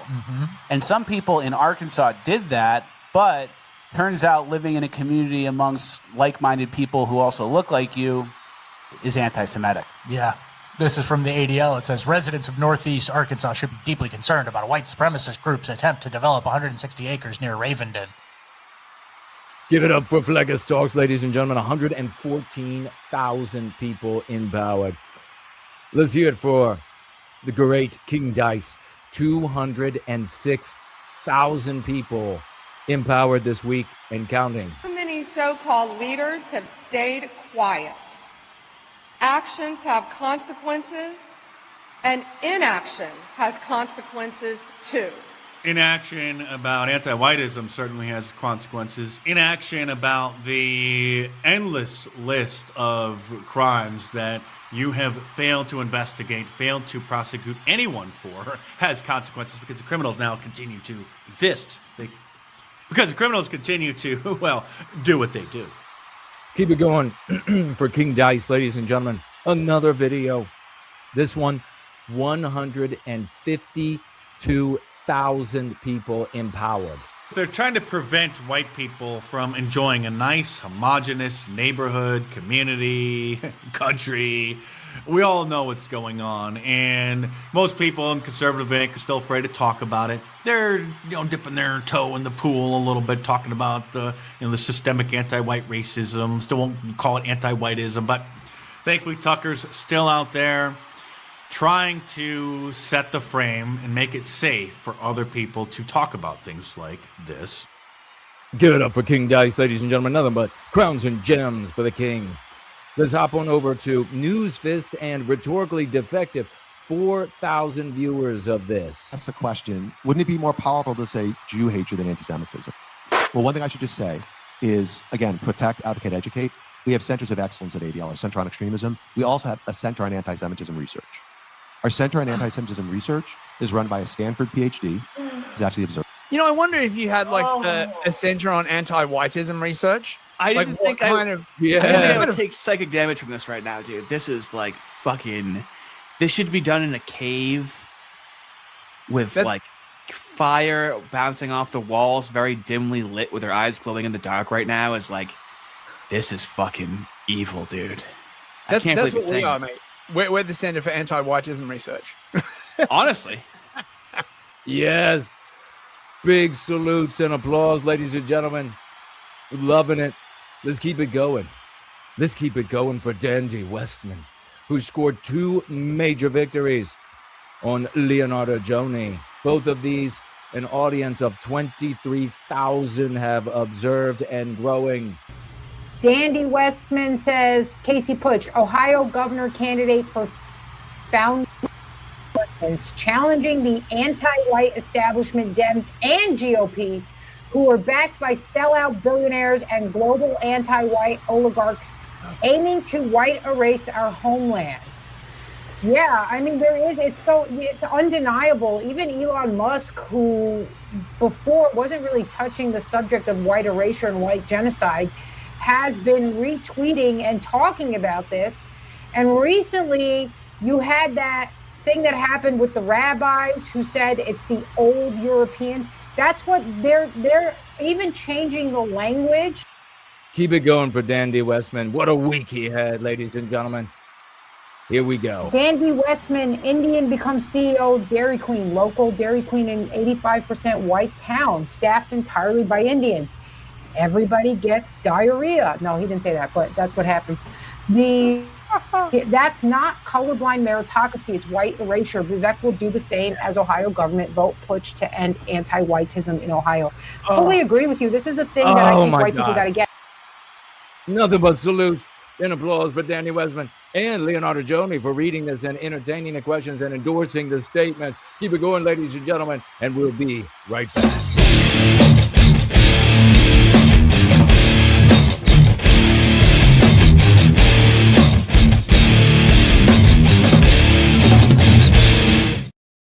Unbelievable week. Let's keep it going, ladies and gentlemen. We know that the great dude bro moment will show up on Entropy at any moment. Let's celebrate him. $50 from the dude bro moment. It's incoming, ladies and gentlemen. It's incoming. 50 white well-being dollars. Make sure the man knows that he's loved. And he writes, as always, with those $50 for white well-being. The dude, the bro, the moment. God bless you, champion. Let's see what we have. If we have anything over here, we'll swivel around. We got our thaumatological mailbag, as we do have a piece of mail in there. And we will come back to all of the financial gifts. Give it up, ladies and gentlemen, for Corey. The great Corey has shown up over here. Big salutes, 007s for this man. A hero swashbuckler extraordinaire. $50 as well. $50 bill from the great Corey for white well-being. God bless you, man. He says, thank you for your service to white well-being. Thank you, brother. Big salutes to you. God bless you for that. Keep it going. For the one and only, the man has stormed in like a cyclone. It's Shannon Oliver. $20 bill from Shannon Oliver. And he writes, timely donation for white well-being. Absolutely. Big salutes to you, and God bless you for this epic service. Keep it going. Another $20 bill held up in the air. I can see the $20 bill. Whose hand? Who does that hand belong to? It belongs to First Last. $20 as well from the great First Last as he enters the room. $20 bill. He says, relentless pursuit of our salvation. Amen to you, brother. Big salutes. Show the man that you love him. Thank you so much, good sir. We'll continue with the others we have here. Let me just check here and make sure that I didn't miss anybody. Week after week of excitement and victories, it doesn't get better than this. Weldon is here with a $5 bill. Thank you so much, Weldon. And he writes, Jesus Christ is God. God bless you, Weldon. Thank you so much for being here, good sir. This guy has shown up and he built himself a house. He ain't leaving. He ain't going anywhere. God bless you. We also have $5 from Yiz the Unifier. $5 bill from Yiz this week. She says, weekly folk tithe for white well-being. Thank you so much, Yiz the Unifier. I'll keep my eye on all of these platforms for any financial gifts that there might be. Let's get to the mailbag, shall we? It is the thaumatological mailbag time. Are you ready? You better get out your raucous emojis and your 07s because a wonderful card has arrived. Look at the beauty. You know who's this. You know this is anonymous. It's one of our anonymous. What does she write here with her beautiful cursive? Hello, Jason. The world is changing fast. More and more, I hear go-free words seeping into everyday language. Thank you and this community for all the work you do for the well-being of white babies. Take care, Anonymous. How many white baby dollars? 100 white baby dollars. Let's give it up for Anonymous. Let's make sure she hears the love. $100. And what an epic testimonial. Hearing the language of white well-being showing up more and more in everyday talk because it can go there where everything else can't go. It can go where everything else cannot go. I mean, think about the Blue Flame and his conversation at work with all the colleagues. Amazing. Everybody's doing such a splendid job. We have just shown up here on the Dude Bro Moment platform, aka Entropy. The Great Stumbling has pirouetted into the room. Stumbling $10 to White Wellbeing. Thank you so much, good sir. He says, hails, Jason. Any advice on how to address people who are blind to anti-whiteism and deny our victimization? Pick one example. What happens so often, and it has happened to me over the years, is that there are so many examples. It's literally ubiquitous. It's literally every single, it's a beautiful word, omnipresent. It's everywhere. The discrimination, the persecution, the exploitation, the demonization. Ask who you cannot defend. You could even use that when somebody says there's no anti-whiteism. Who can you not defend? What group of people can you not defend in the West? But you can pick any single example of the persecution and discrimination against our people, and you can tell your interlocutor, here's the example. Here's an example of discrimination against us. Do you agree that this is anti-whiteism, that this is wrong, that white people shouldn't be discriminated against in hiring at Ford? And here's the exact example of this happening. Here's an article of the discrimination against white males at Disney. Here's an example, and on and on. Don't bother trying to get into the difficult things that take a little bit more computing power. Like if they have a policy for diversity, that there's only one group of people they can get rid of and not be sued and not be branded as immoral. Only white males and to a lesser degree, white females. We know this. Give them one example. Give them the opportunity to show, to demonstrate that they're actually mean what they're saying, that they're really just that benighted. Because most people are not that benighted. I need to take this, my own advice as well. We have to be working this and playing this and talking to each other. When I'm listening to the Shade Tree, I'm learning. When I'm listening to the Shade Tree and I hear these champions who have come to white well-being and they're using the lexicon, they're using the dialectics, the arguments to understand the world, they're using the lens of Go Free. I hear other ways to that they are seeing from their particular perspective, using the lens on the world. I hear them bring up MCs that I haven't thought about in a long time, right out of the book. I haven't thought about it. And I'm like, oh shit, that's true. I'm driving along. I'm like, oh my God. Or I'm working, I'm on the phone and I hear, and I'm like, oh my God, take my attention completely. Or you should hear me on the phone for work. And I'm like, say that again and again, because I'm not paying any attention to you. So pick one thing, give them the opportunity to demonstrate that they're sincere, that they're really just that stolid, that they're really just that benign. They're wandering through the world like a retarded penguin. And they're like, I have no idea that white people are discriminated against. It's just because you give them this idea. I'm really seeing them as retarded penguins. You could have a million white babies being victimized by anti-whiteism.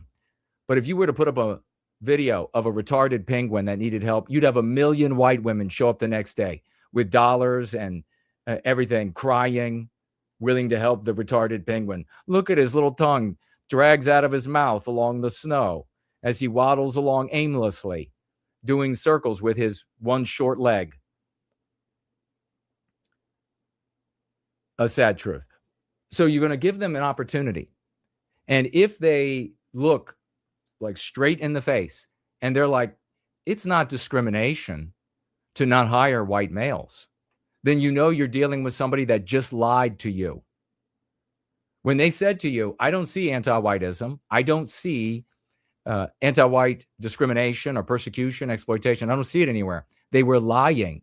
What they were actually saying is, I see it and I endorse it, but I'm going to deny it because I'm going to gaslight you, which is, of course, one of the worst things you can do to a human being, is to say that reality isn't so. So give them that opportunity. If they do say, well, geez, I am like the retarded penguin, And that is, I never heard about that. That is really anti-white. Now you can talk with them. Now you can bring other examples. Now you can make more of it evident. He goes on to write here, one of the worst problems we have is whites disbelieving other whites or simply not caring about our victimization. The not caring part is a more genuine sentiment among white people. They don't disbelieve. That's either because they endorse the anti-whiteism or they are afraid of standing up for white people, that you're standing up for white people when you object to the victimization of white people as a group. On the moral metric, that's in the anti-white world, our Western world today, that's considered an immoral thing to do. So either you're dealing with somebody who likes the outcomes and they are gaslighting you by the denial, or somebody who can see it and they think it will be immoral to defend white people as a group. Great question, man. Great question. Big salutes. I got to heed my own advice because I always want to spout off like 200 things. None of that matters. You got to see whether or not you're dealing with an honest person. Thank you for that. Big salute to Stumbling. All right, let's see if we have anything on. Thank you all for celebrating. My personal salutes to everybody who celebrated. All right, I don't see any, didn't miss any gifts over here, and there are no tags, but good to see everybody over there on Premium Rumble. Let us check out D Live. And we have Lady 5G. Hello. And she gave a like to the stream. Well, thank you for that, Lady 5G. A big hello back to you. Let's see. We have no comments to read, no tags, I guess I should say, on Odyssey. So we'll come back around here and we will give our attention back to X and YouTube. Janitor of White Noir is with us. Naomi Ziept. Is it, what language are you writing in there? That's extra. Let's see. Reply, according to Jason Kuna, aka Jealousy and Envy and Plunder. So you were under one of her memes.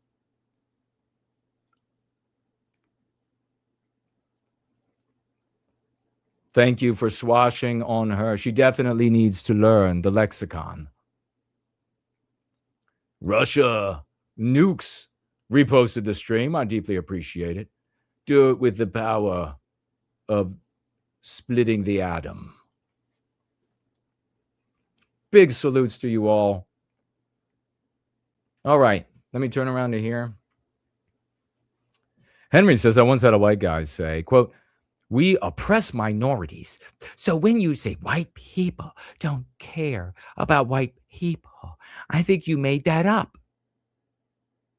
He was hunching over and shrinking as he said it. Yeah.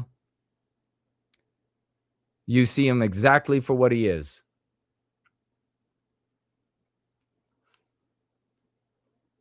Is today Australia Day? Happy Australia Day, if it is to all of our brothers and sisters in Oz. Guitars and Beers is here. Hello and welcome. Bruce Carter is in the house. Hello and welcome, brother. Claw is with us. Paul is here. Welcome, welcome. Tagging me as @symbol. No white guilt, no spaces. If you want me to see what you have to say, JK160 is in the house. Hello and welcome. The power of the West compels you. Gene is with us. Good to see you, brother. He says, collaborated with Dallas Malloy this week. Made a stream on my channel about art. Very cool. That's awesome. I will have to, do I have your channel? DM your channel to me, good sir, please. For White Wellbeing is announced. Let's give it up for White Wellbeing, because this hero, big salutes to this hero. Big salutes. He makes these videos that I show at the beginning sometime on Sundays to start off our Church of the West that are totally just epic. Music's playing, the lighting is happening, makes me look fantastic. You got to love him for that. Much better than I actually am. Helio Zabit is here. So big salutes to For White Wellbeing. That's a magnificent. Every time we play a For White Wellbeing video, everybody is smitten. I'm big time. I love it.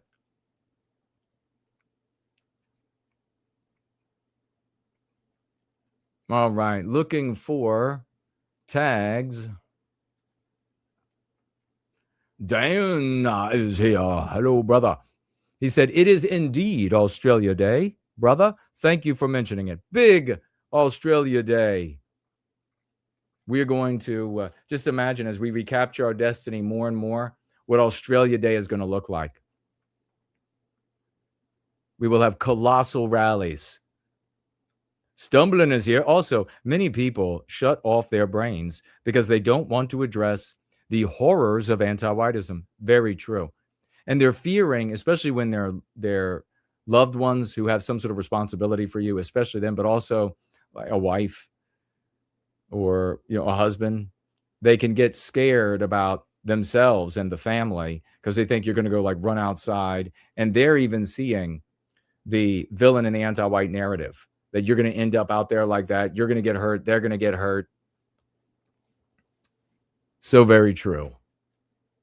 Ivan Zehababul is here. Good to see you, my brother. Anglo-Saxon and WG in the live chat. Let me make sure I didn't miss anybody.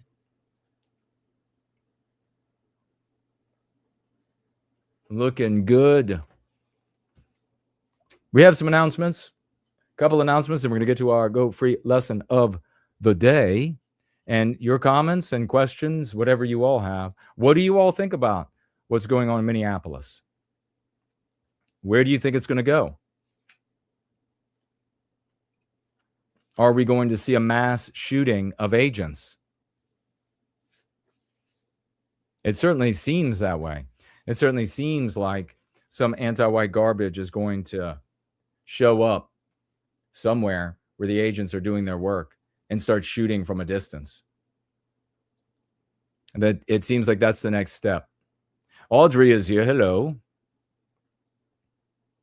She says, I'm worried, excuse me, that the horrible and tragic incident in Minnesota might reflect poorly on the only president who was found guilty of felonies.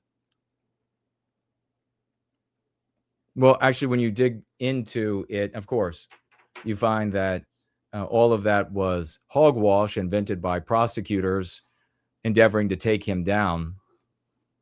I don't see that being a problem. Southern Bloom is here.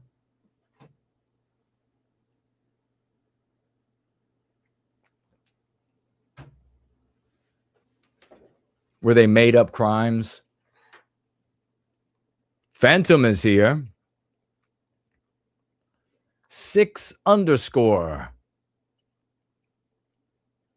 is here. White Wolf, a very cool name, is in the house of Swash. That's what we need. We need like a giant hall. And I can have like a big, just like regal ass chair. And this can be the house of Swash, where we change the world. I just reposted a video of school children, AMG mentions over here on X, being forced to enact themselves as slaves. Things are getting out of control. Yes.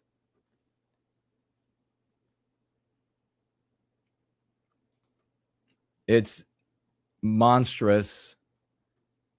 And that's why we are actually involved in making changes in the world, fixing things so that that can't happen. I would love to see parents at a school like that march in there talking about anti-whiteism. Go to the parent-teacher meeting, PTA, Parent-Teacher Association, and complain about anti-whiteism. Don't go in there and complain about whites. We weren't the only people who had slaves. And the slaves were actually treated really well. Don't do that. Can you see my tie has like stripes, red. It's not kind of hard to see on the camera, isn't it? It's red and black. It's quite elegant, I must say. Can you see it? Maybe like that? A little better? Yeah, go in there and talk about the anti-whiteism, the infliction of injury. Get the anti-whites there talking about how the white children need to learn how evil whites are. Have that conversation. That's a great one to have. And then you're going to pit them as the immoral actor wanting to victimize all of these babies and how wretched and disgusting they are for being anti-white like that, harming the white kids. That's what you want to be heard. That's going to be your victory. Not a conversation about history and who had slaves and were the slaves treated and were there white slaves and all of this other kind of stuff. It's a non-starter. Kitty says white well-being comes first. Bone Secure says, great episode today. My son and I are snowed in. Well, that's the best place to be. Snowed in and at Church of the West. I want to say, everybody, as part of the announcements, be careful. Obviously, in these treacherous conditions, some environments are really quite dangerous. Icy roads. It's not worth it. It's not. If you cannot be out on them, don't be out on them.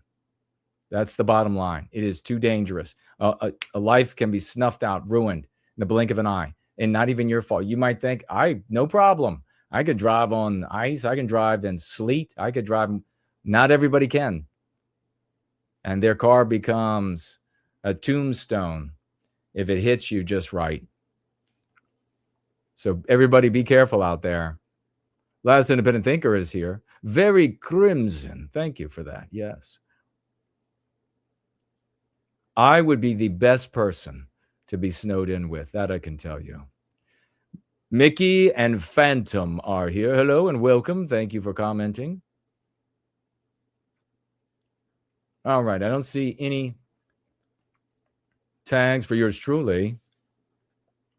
We have our lesson of the day. Meme pathogen montages, MPMs. How many of you know what those are? We'll get to that in just a minute. Thank you, everybody on X, for showing up today. Please share the stream.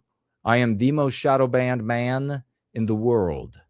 So please share the stream, repost it, quote tweet it, everything under the sun. And make sure that when you follow me, you also follow me on Telegram. You can try on other places, but the bottom line is that the likelihood, if you follow me just one place or even two places that doesn't include Telegram, you'll never hear from me again.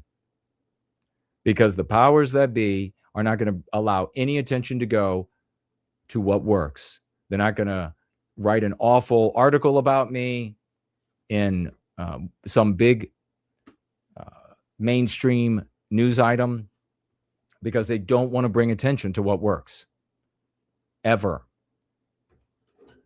So the kind of people that they will tell you about or allow you to hear about, those are going to be people spreading tools, strategies that are ineffective for the resistance against anti-whiteism. It boggles the mind that people have to be told that, but it's true.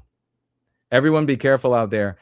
Let's get some prayers and positive energy. If you were here on Wednesday, you probably heard a good guy in our community, Robert, lost a very close family member just this week in a tragic accident.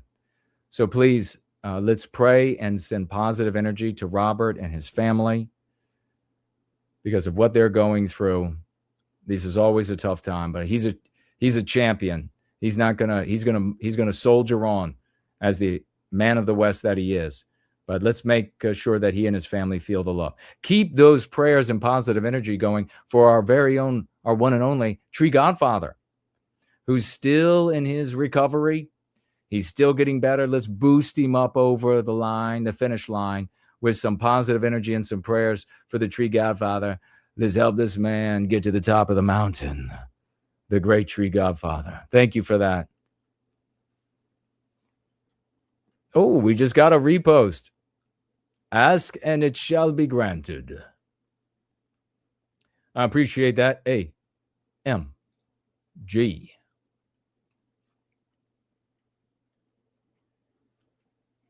All right. Yeah, I got up and I was, I didn't know how bad it was going to be here. I did see the totals coming down. Temperature, just what is the temperature now? All right, so it's like 17 degrees Fahrenheit here. Pretty cold. It's pretty cold. I was out there. I took off. I was starting to overheat and cleaning up outside. Took off one of my gloves, and within minutes, my hand was completely numb. So I was like, that's not going to work. Going to have to put that glove bag, that big winter glove bag on. But imagine that anti-white terrorist woman strapping her baby, or what was it, like a year and a half old, to her back and going to head out into sub-zero temperatures. Absolutely sickening. Thank you all for the prayers. Nancy Drew is in the house. H. Knightsey is here. Hello. I don't know about that claim. Haven't seen any evidence about that. But what I do know is that when he does things that help white people, we celebrate that. When he does things that harm white people, we jeer and boo him for that. That's how we operate here, because we can't have control over anything else. Go free. Guide to aligning with the archetype of Western kind. Edition 2, Iteration 2, Identify, Immunize, Go Free, page 156. And by way of that, we're going to get into the meme pathogen montages. What are those? And how does knowing about them help you to reclaim your destiny from anti-whiteism? And in particular, moving forward as they neoterize, as they create neologisms, as they coin new terms, new concepts.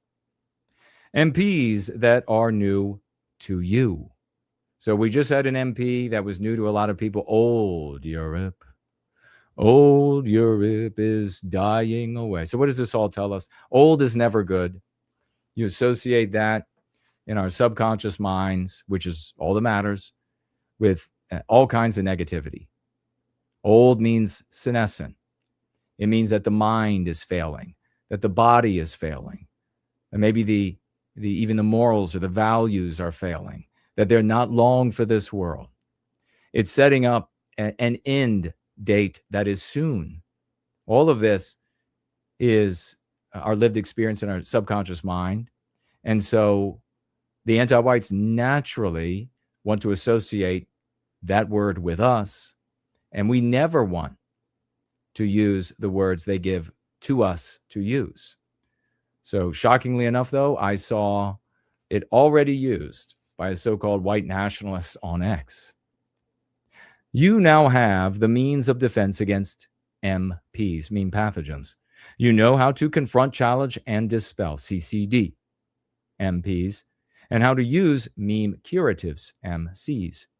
You know to filter the regime's messaging through the anti-white screed to clearly identify the true anti-white objectives. You understand that you have one victimizer, the anti-white. These tools help you go free from the MPs you are already infected with, but they also give you the means to immunize yourself against new infections. This is the immunization is the most important thing for white children. And we've had, I talk about it, and we have these people who come back with their testimonials that are epic about doing this with their kids. And then their kids, white kids, they catch on like this. Immediately, the children turn around and they're like, hey, mom, hey, dad, I saw this. It's really anti-white. And the parents, they write me, they write us, they write in the thread, and they're like, it's amazing.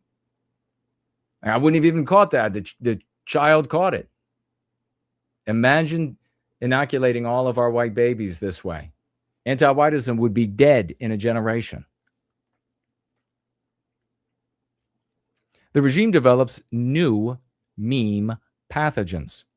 They resurrect meme pathogens that they have previously abandoned. So old Europe is actually an older meme pathogen, but they are resurrecting it. So it's a great time to review this. They also develop meme pathogen montages, MPMs, linking several MPs together. So that's essentially what an MPM is. It's a number of meme pathogens that link together. And if we are in School of the West, for example, in the future, and students are sitting around, that it could be something that a teacher or a parent can do with children as well. Let's investigate what other MPs, what other meme pathogenic ideas for the white race are in these claims. An example of an MPM is the combined use of the MPs hate speech, microaggression, we just heard about microaggression from that college, and structural racism to hinder and prohibit white positive speech at institutions of higher learning. Messages, images, ideas, or arguments contain MPs within them when they are directly or indirectly harmful to our people. Basically, anything that white guilt imposes one-sided, morally, intellectually, or emotionally based harmful obligations on us, or otherwise weakens our people in any way, is an MP. It's important to understand that so that you'll be able to identify new meme pathogens, whether they're just new to you or they're completely new to the majority of people. Sometimes it is easy to identify the new MPs because the cause and effect are simple and direct. The West's need for fossil fuels is destroying the planet. Institutional racism undermines non-white academic and professional achievement and happiness. These MPs clearly equate Western kind with negative outcomes. These MPs induce white guilt and legitimize the harm anti-whites inflict on us. They legitimize the harm that anti-whites inflict on us. You see that in the streets in Minneapolis. These people believe that their positions are legitimized. It's legitimate to harm white people. It's illegitimate to protect and preserve white people, which is what Westernization effectuates.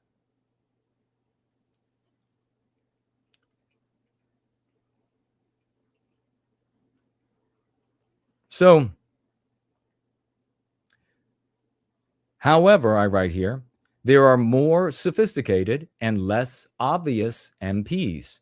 They may encourage Westmen to think or act in ways that seem neutral, but are in fact harmful to Western kind. Such MPs are intentionally crafted to slip into your mind as a piece of a larger message, such as a news report, TV show or movie, or academic discourse. If you fail to identify the MP and the larger message, you will be infected without realizing it.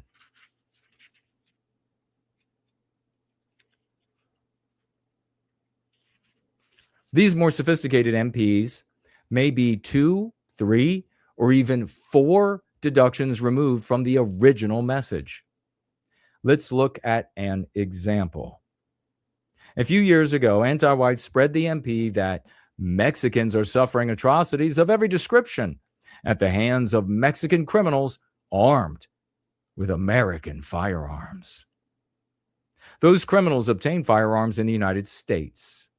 They were able to do so because America has a right to self-defense, enforced by America's constitutional right to keep and bear arms.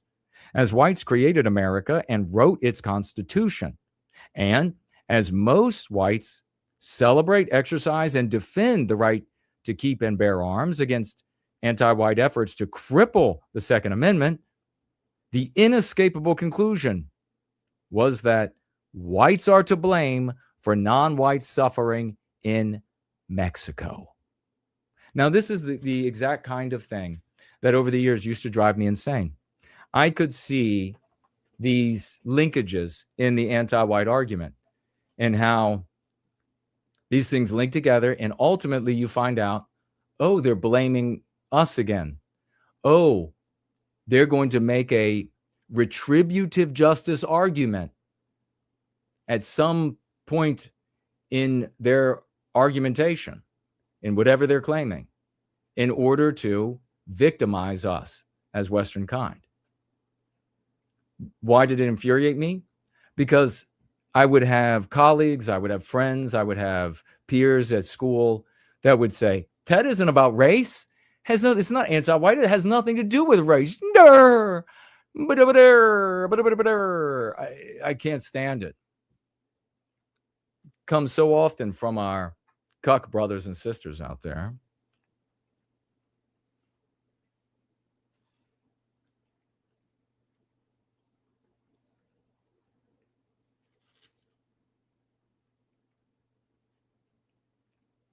The criminals obtained firearms in the United States.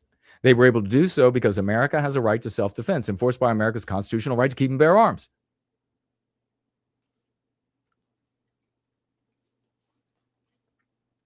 You need to keep an eye on the linkages to existing MPs. Often new MPs are built on or linking to existing mean pathogens to magnify their potency and infectivity. In the example above, the MP Mexicans are suffering atrocities at the hands of Mexican criminals armed with American firearms was linked by implication to the older MP. White gun culture is responsible for the suffering and deaths of American non-whites. There used to be a popular meme pathogenic notion that it's because we have a right to self-defense that non-white people harm each other with those weapons. It was another argument that has been made, and it will come back. The MP Mexicans are suffering atrocities at the hands of Mexican criminals armed with American firearms was validated by, and in turn gave validation to, the MP. White gun culture is responsible for the suffering and deaths of American non-whites. So do you see how the mean pathogenic ideas reinforced each other? And that the latter claim of Mexicans are being harmed in Mexico was believable and magnified because of the former claim that the white owners of firearms in America are responsible for non-white people harming each other with those firearms. Do you see how complex it is? How dynamic it is? This process of linking to older MPs increases the potency of the new MPs by triggering MPs that you are already infected with. The triggered MP reduces your ability. Now, this is critical to understanding it.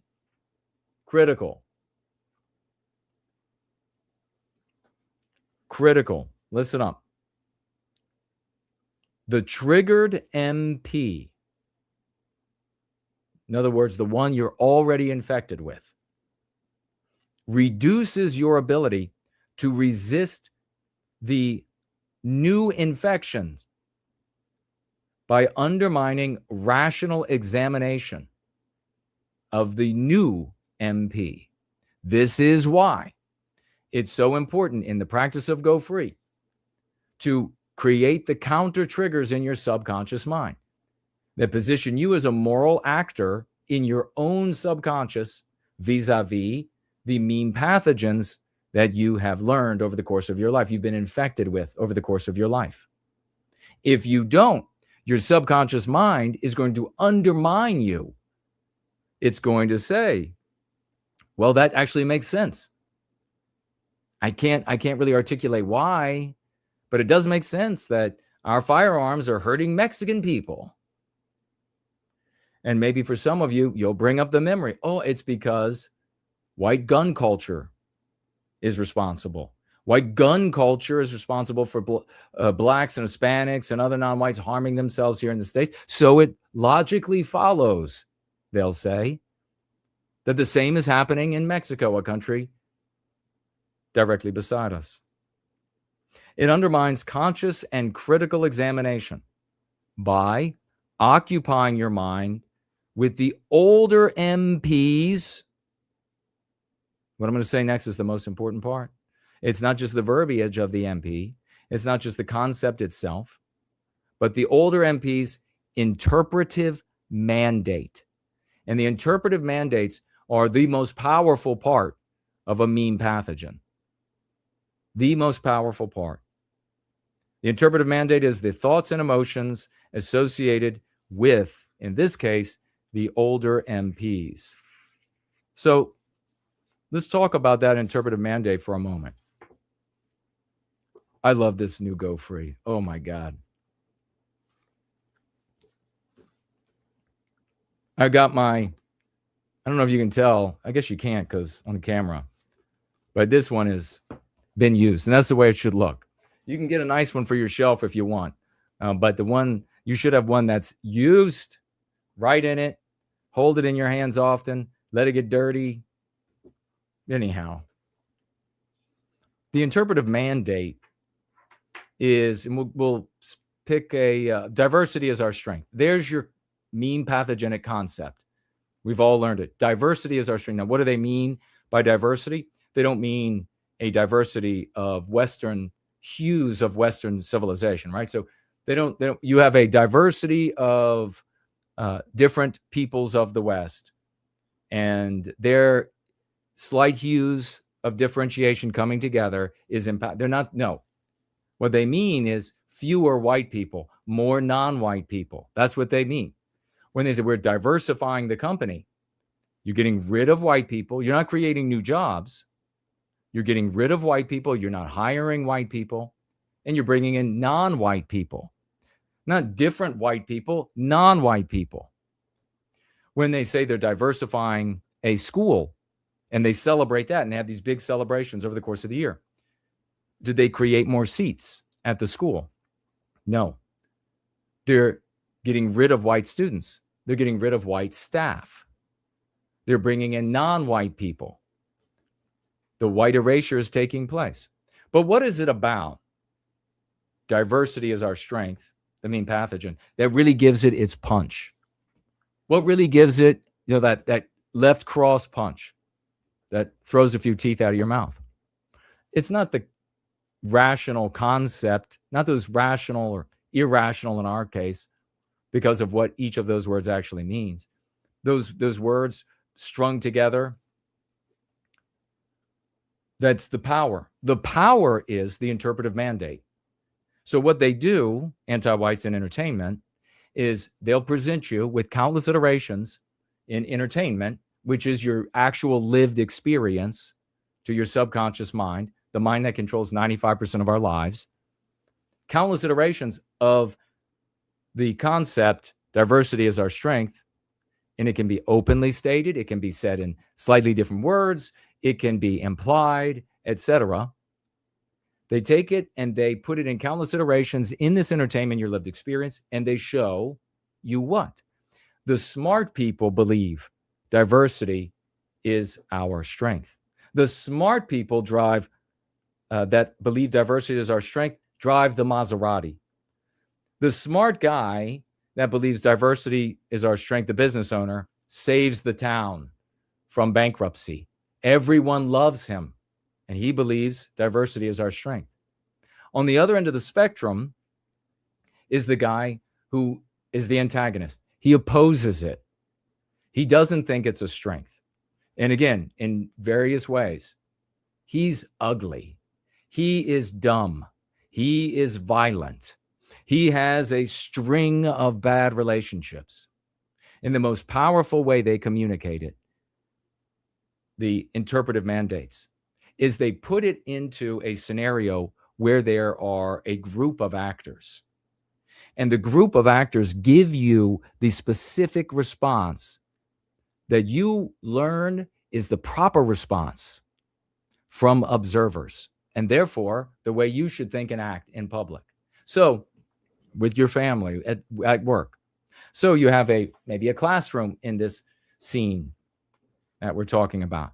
And one of the students, it probably would be so often in the anti-white narrative so many of our generations have gone through now, some white little girl would say in so many words, Ms. Smith, diversity is our strength. And all the kids in the room would beam at her. They would all be delighted. Yes, they would applaud. This little girl is so smart. Good things would happen for her. Everybody is showing this positive energy for the little girl. But one little boy, one white little boy in the back, he doesn't agree. And when he stands up and says, I don't think so, in so many words, I disagree with that, in so many words, all the kids turn to him with disgust. The teacher and the adults look at him with these concerned expressions, pursed lips. Oh my God, what is wrong with this little boy? That's the interpretive mandate. Those are the voices in their echoing millions from your lived experience inside entertainment in your subconscious mind.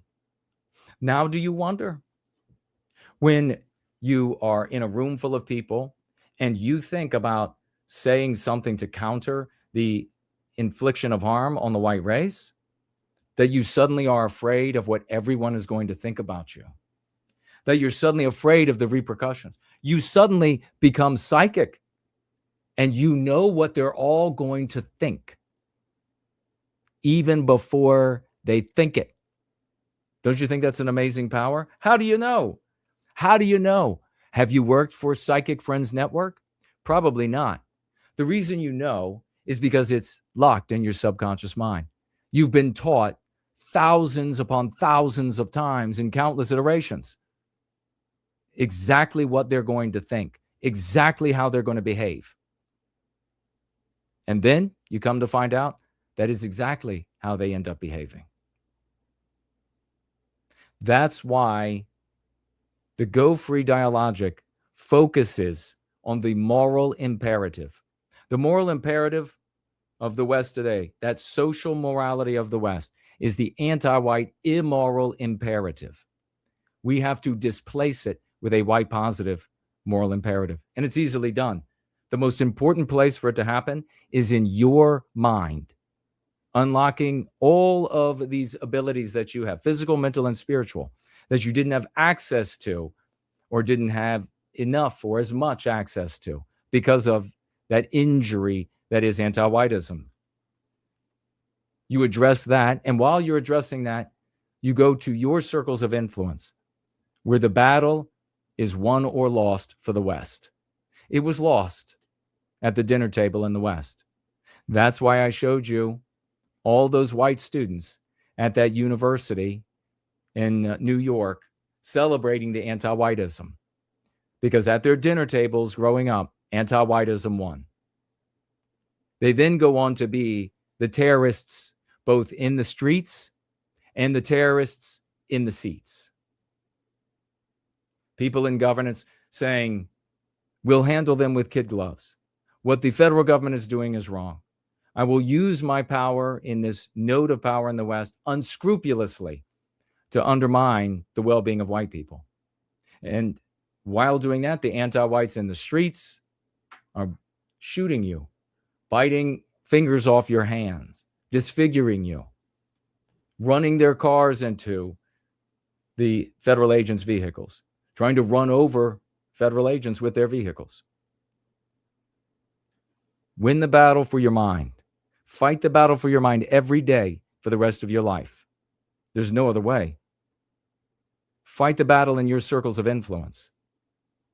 And you win that dinner table, win that water cooler, win that machinist lathe, win that squad car conversation, win that conversation in the barracks. That's how the world has changed. There's no other way. I'm going to see what you all have to say. And we are almost, look at here, the great dude bro moment did show up. We celebrated you, brother. Even before you showed up. Good to see you, champ.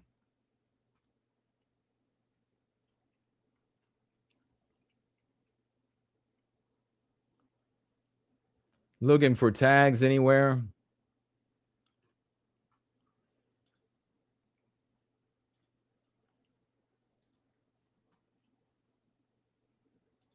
All right. Turn around to here. I see did we have some trolls that were slayed? Was there some troll slaying? Frank is here. Good to see you, brother.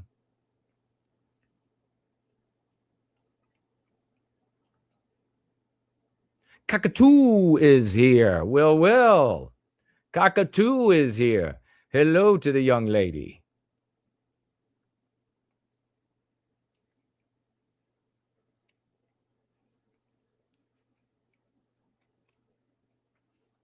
Let's see if there are any tags. Novi Horror is here. Hello, my brother. Brian says, great info, Jason. Well, thank you. You all are the apostles. We are the apostles. We are the apostles of a new age. And a lot of people, they don't get it. They're not equipped to be able to get things that are new and truly revolutionary. But we're growing. The concepts are growing. They're winning every single week. There's no stopping us. The world is ours. Novi says, my cabin here in the wild. Very cool, man. He says, I heat it with wood, so not a completely toasty home. When I hear those, is that audience people, such as Dice, use white positive lexicon, it warms me. Yes. Yes, it warms me too. It might be freezing cold outside. But yeah, when we see the promulgation of the lexicon to the folks that we knew were moral enough and good enough to pick it up, and they pick it up and they run with it, it's an amazing thing. It does warm the heart.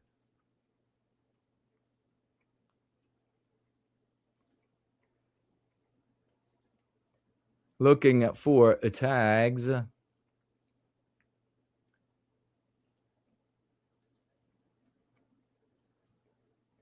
Stumbling says anti-whites could call us herpes infested, and white nationalists would make memes declaring they are proudly herpes infested.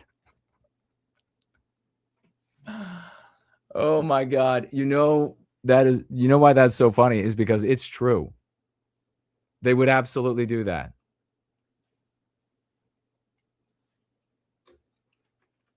Remember when so many of the conservatives put on trash bags? Was it Biden who called us trash? And they were all like, I got a trash bag.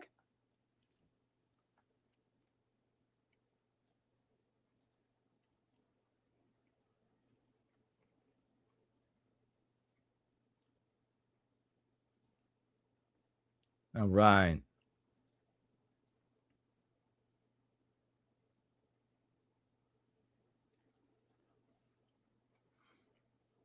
Let's see what else we have here.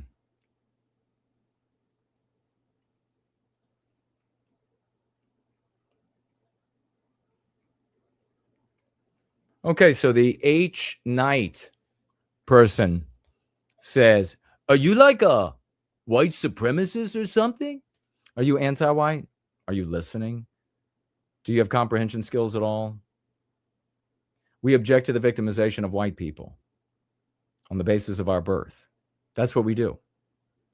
If you're not okay with that, then that makes you anti-white. So you don't want to be that, right? You don't want to be immoral, nasty little turd. Don't be anti-white. That's disgusting.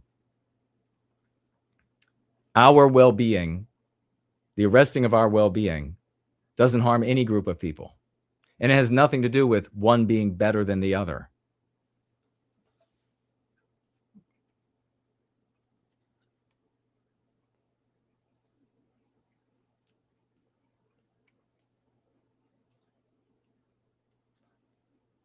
H. Knight also with a focus on Gaza. Are you Arab? That makes sense if you are, especially if you're a Palestinian. Are you a Palestinian? Saying to pray for, I say pray for the white children who are being taught to hate themselves for their birth. Pray for them.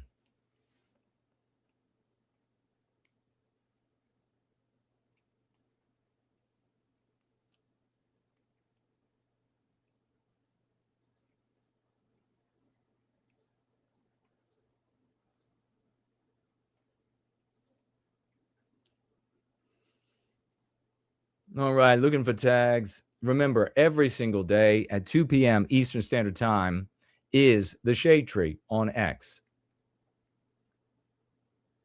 Make sure you show up there. Dude, Bro Moment is in the live chat. I am often there. We can chat.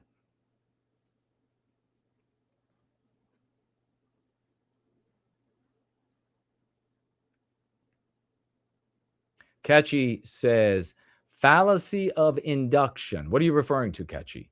Tag me as @ no white guilt with no spaces. We're almost out of here, but I'll be back at 7 p.m. on Wednesday. And then we get together for a roll-in gathering. And then I come back with right after it, with a space, a rebel roundtable on X. And you can join. And you can ask for the mic and get an opportunity to talk there as well.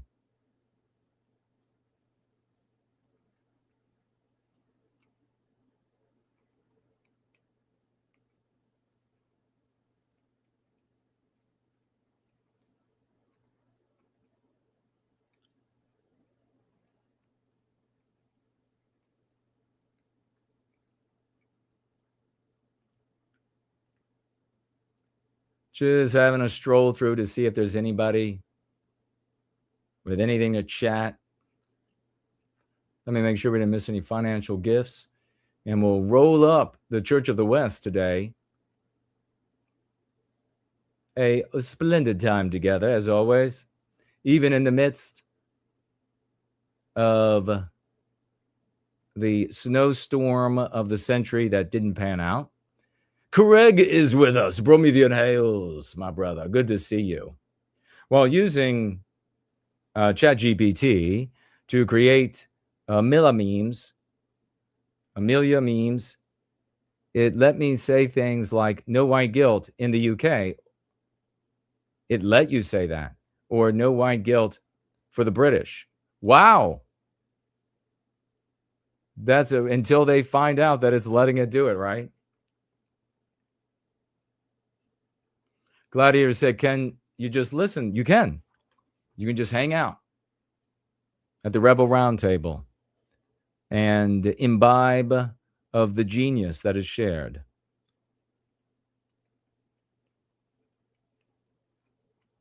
Oh, Ketchy said, wasn't sure where you were going to go with the knowledge that everyone was disagreeing with the person who didn't like diversity. Okay. Craig says, but when I tried in white erasure, it said that's an extremist view. Well. So it's still allowing you to say no white guilt, but you can't say, you know why the system would not let you say white erasure? Because anti-whites know. Anti-whites know. That's not, we're not the content creators with millions of followers. So the low-level anti-white scum are not going to be able to see the concepts that we use and then say, well, block those. No, that kind of censorship has to come from devious anti-whites further up the chain because they know white erasure is visible everywhere. And if white people started saying, my God, My town is white erased. They're white erasing more. They just took down another statue. They just changed another street sign. More white erasure. They know how powerful it would be. That's interesting. Thank you for sharing that.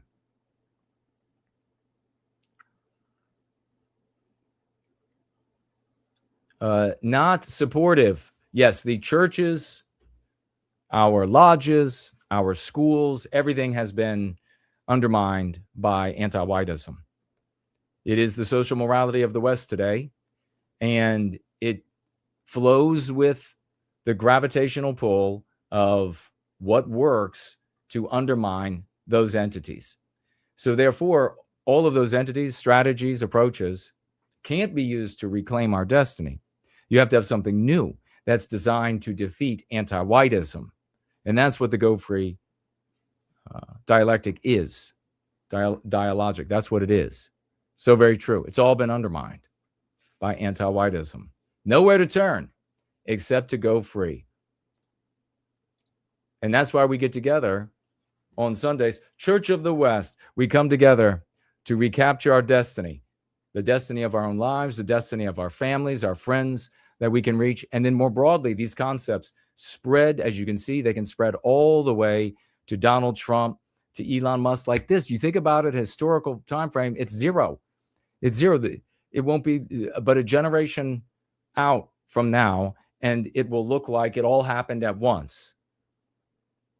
It's happening rapidly, and it's because of the work that we are doing and providing Western kind, white people of all economic levels and all powers of power or lack thereof, whatever it might be, providing them with the tools for the recapture of our destiny in their environments with the same type of conceptual power that is wielded by the psychological warfare within anti-whiteism, enables each and every one of us in our own little ways and maybe even colossal ways to recapture that destiny for Western kind. No one else can do it. It's up to us. It's up to you and me. It's time to stand tall as the hero in our story in the recapture of the West. I know I can count on you. Love you all. Let's go free.